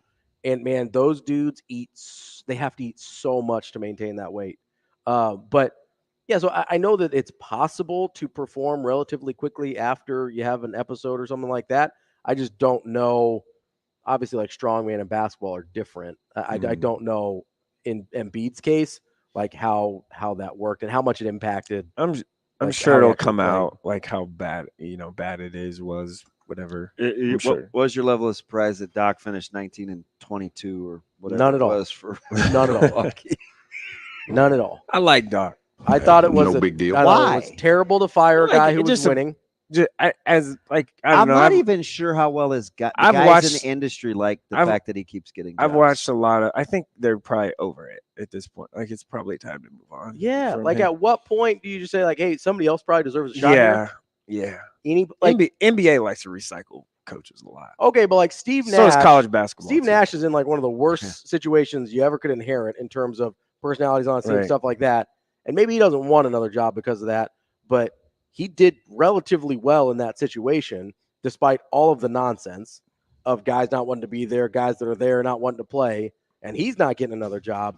But Doc Rivers can't stop getting jobs? Hey, the most important question, did you take the future on the Preds and the Leafs? You told me Panthers. No, that's to win the Stanley Cup. Oh, that's all I did. I said the ones to come from behind in the series yesterday. Oh, no, I just did Panthers. You're going to Game 7 with Toronto and Boston. I got in late, though. I only got it plus 500. You said it was plus 700 a couple days before. Hey, sorry, man. Tell me earlier. I got called D's bookie. I don't even know who you're talking about. I only bet at Warhorse. I'm okay. Best place in Nebraska. We will be back with Matt Vrzal to wrap up the week. Okay.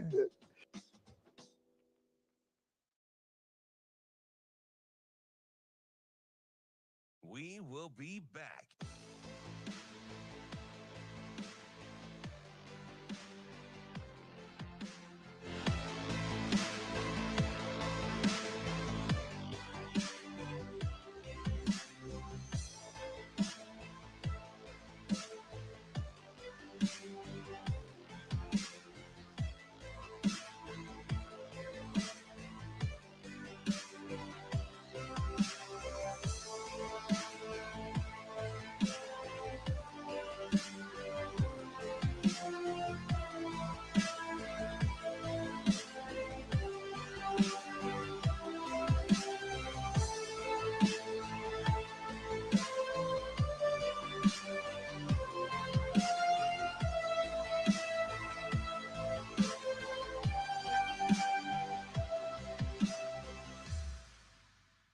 We will be back.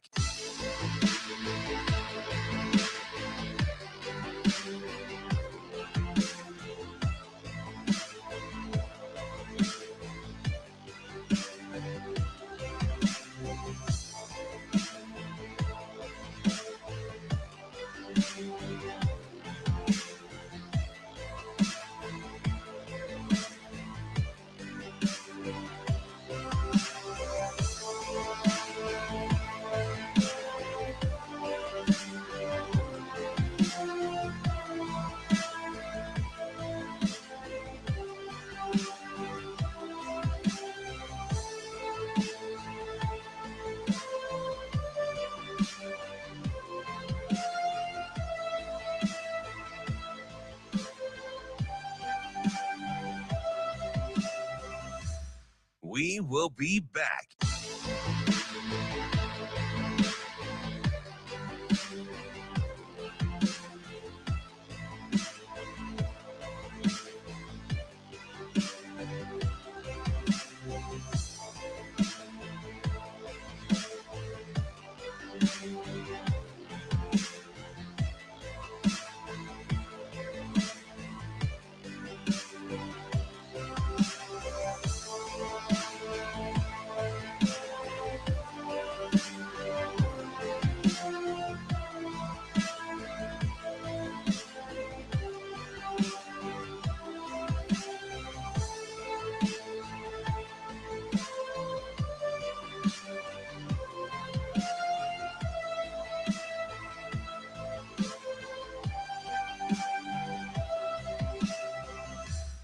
We will be back.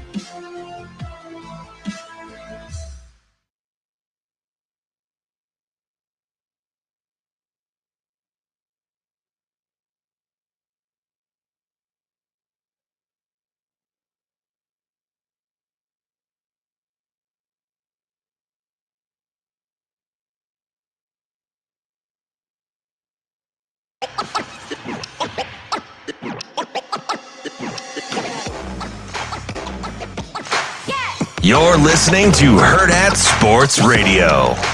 Now let's find out what Matt Vrzal is better at. Telling stories or making pizza. Matt.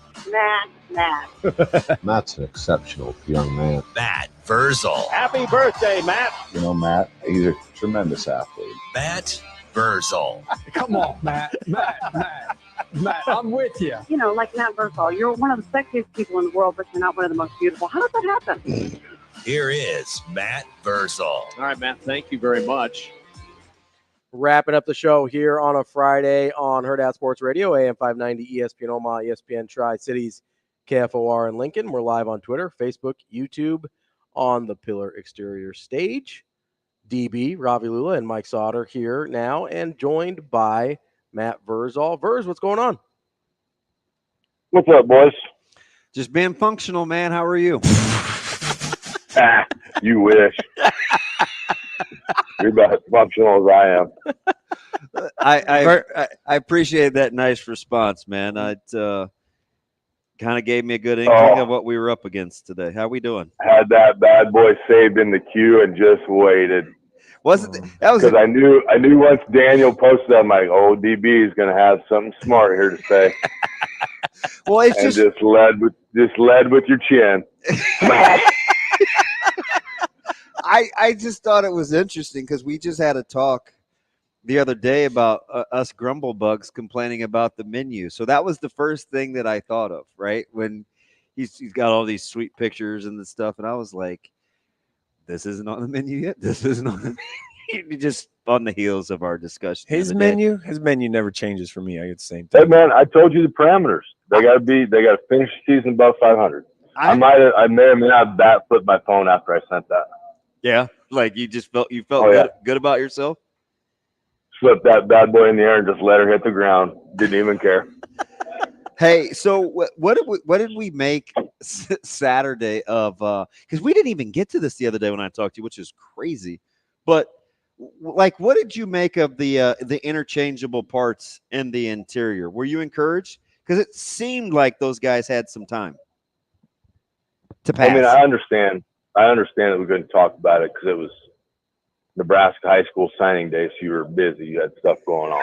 So this idiot on Wednesday. This dude has sent me a happy signing day May 1st text. You thought that was cute, didn't you? Scott's never gotten a transfer. I felt good about that one too. Yeah, right. Put my phone on that one too. Yeah, Scott's never had a transfer. Right? Never ever had a transfer. Yeah, there's a couple been over there. You can have them back. Just saying. Maddie, you should be happy that you should be happy that somebody wants to come play for me and us, right? You got another former teammates kid, didn't you? What? You did. When we get off the phone, I'm about to text Mama and be like, "Oh, so you finally caved in." Oh wow. So wait a second, you didn't know that? Oh, that's right. He doesn't work there anymore. No. He ain't worked here for a minute. Yeah, outro. Yeah, after he got a new. We're trying to. I'm helpful. I'm a helpful person. I'm a fixer. Yeah. So hey, son has these problems. Let's fix them. Okay, we're doing this. We're doing great. We're being on time. We're getting work done. Whatever you do, don't buy him something right now. In one ear, out the other. New car. 2 days later, new car flipped. Well, okay. I can't help you if you don't want me to help you. So anyway, that's a dumb story for a different day. I follow a guy on TikTok that always says FTK because he's talking about his kids all the time. And like that's his hashtag. Is it for kids? And he told a story the other day of a kid that intentionally got fired and then asked for Can I get a high five and intentionally got fired and then asked for rent. Can I get a high five today? Right. Yeah, he's anyway. So what interchangeable parts. I'm a bigger fan of these are my 5. I'm gonna roll with them, and then I'll interchange one piece with my 5. Yeah. I like that. I like that style more. But listen, they're still in a phase where they got guys that are hurt and that kind of stuff. So I don't mind it. You get to see everybody play a few more. I would have liked to seen, I don't know the full depth of the offensive line. I would like to see where they didn't have to put everybody in gray shirts and play some of those guys 8,000 snaps. But they did, and that's the way they want to do it. And like I said, there's adults in charge now. I'm good with however they want to do it. If that's how they feel is the best way to get the best version of Nebraska on whatever day we play our first game, who am I to say anything? It's parts and pieces, and you got to find the best ones and get them all on the field. Verz, how did you kind of evaluate that offensive line when we knew a lot of the guys on that defensive front 7 weren't necessarily the guys that were going to be starting? Were you still able to get a little bit out of that in terms of a evaluation period? In a scrimmage, I don't ever watch the end result. Okay. You just watch feet, hands, and hips, and in whatever order you want to go. Did you even know? Did you even know the score? No, I didn't either. Nope. At no because point. this is. I'm not saying anything bad against anyone here when I say this, but when the defensive player plays the bongos on your tuchus and then you throw the touchdown pass, that ain't a touchdown. that ain't it. You like if you had a flag, they would both of them pull. So that's not a touchdown. But we threw the touchdown and we caught it, thank God. And we ran in the end zone and we got that. Wait, what did they do again? They played the bongos on your tuchus. Yeah. Well, I can't say the words I want to say on the show because you're on whatever. So I figure I got to go for the laugh. Yeah, so, and you're kind of trending because I think you're the only guy that maybe has multiple more than one cussing episodes that have slipped by. I think on this show. Yeah, but talking to me over your career, yes.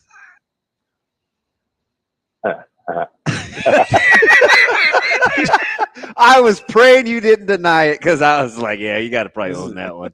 Oh no, I know. And sometimes I just do it for the people in the stream because then they'll message me like, that was awesome. I'm like, yeah, no, thanks, man. Dude, how about my man Kenny Bell getting loose with one?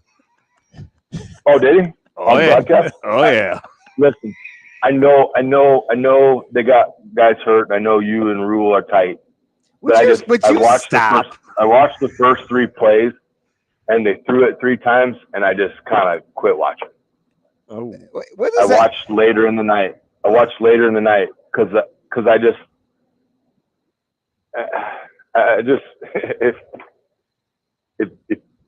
just think running it is such a crucial part to make the job easier for a freshman quarterback. Mm-hmm. Okay. When you establish that you can run it, safeties have to move, corners get antsy, outside linebackers, are probably more prone to be in the box to stop the run.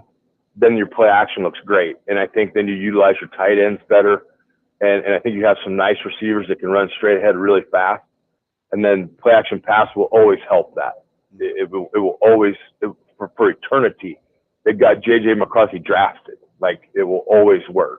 So you're a fan of the air raid. The dawn of time to the end of time. That will always work. So I just would have liked to see him, even with guys banged up, just pound it and run it, because your linemen that you want to test, that you're trying to figure out about, let them get frothed up. Let them get excited about what they do. Let them feel that you trust them enough that you're just going to run it and run it and run it. Mm-hmm. And I'm not saying you got to do it the whole game, because, like I said, you run it enough where the defense gets antsy, and now you can't cover the way you want to cover because you've had to change to stop something else. I understand injury, but I understand that spring is a great time to just throw a young guy in there like, hey, you 3 interior linemen that we're not 100% sure about, we're going to give you a series of plays, and you go out, you just stuff this thing down their throat and see if they like it. And if you get that done, then we're going to do a couple more of them, or play action pass, score a touchdown that doesn't get tagged off by a defensive lineman, and you're going to be celebrating all night. The brass rail in the bar will pour you drinks till the sun comes up. Wow. Hey, is the brass rail, is that still a thing, Matty? People still go there? Buddy, the brass rail is bougie now. Is it? Oh my gosh. Gone are the days of Kevin Raymakers using their pitchers for multiple uses. And the bathroom that he came up on the show the other day as one of the few guys that, like, I could actually remember yucking it up with T.O. Like, it was okay. I said I remember, like, the Peters kind of messing with T.O. and jabbing him a little, but Raymakers would, like, try to give that guy the knuckle rub out of a headlock or something. I was like, that dude was different. And what would be the common theme of those 3 individuals you just mentioned? D-line. T.O. was probably scared about let one go there. About let one go. He was scared S-less for his life. He's like, I have erred horribly. Verz, you got there. And you know what? General public in Nebraska, you ran my guy CP through the ringer back in the day about a letter or about whatever one lady said. That lady's sisters wrote a letter to Christian and apologized and found out she was lying. But I'm not going to do it. He won't let me put it out there. But my guy needs some apologies from a lot of people, and I don't forget. So, I got anyway, you. I got you. you. Hey, Theo was probably scared to death. Like, hey, I better laugh at this, or this thing could snap.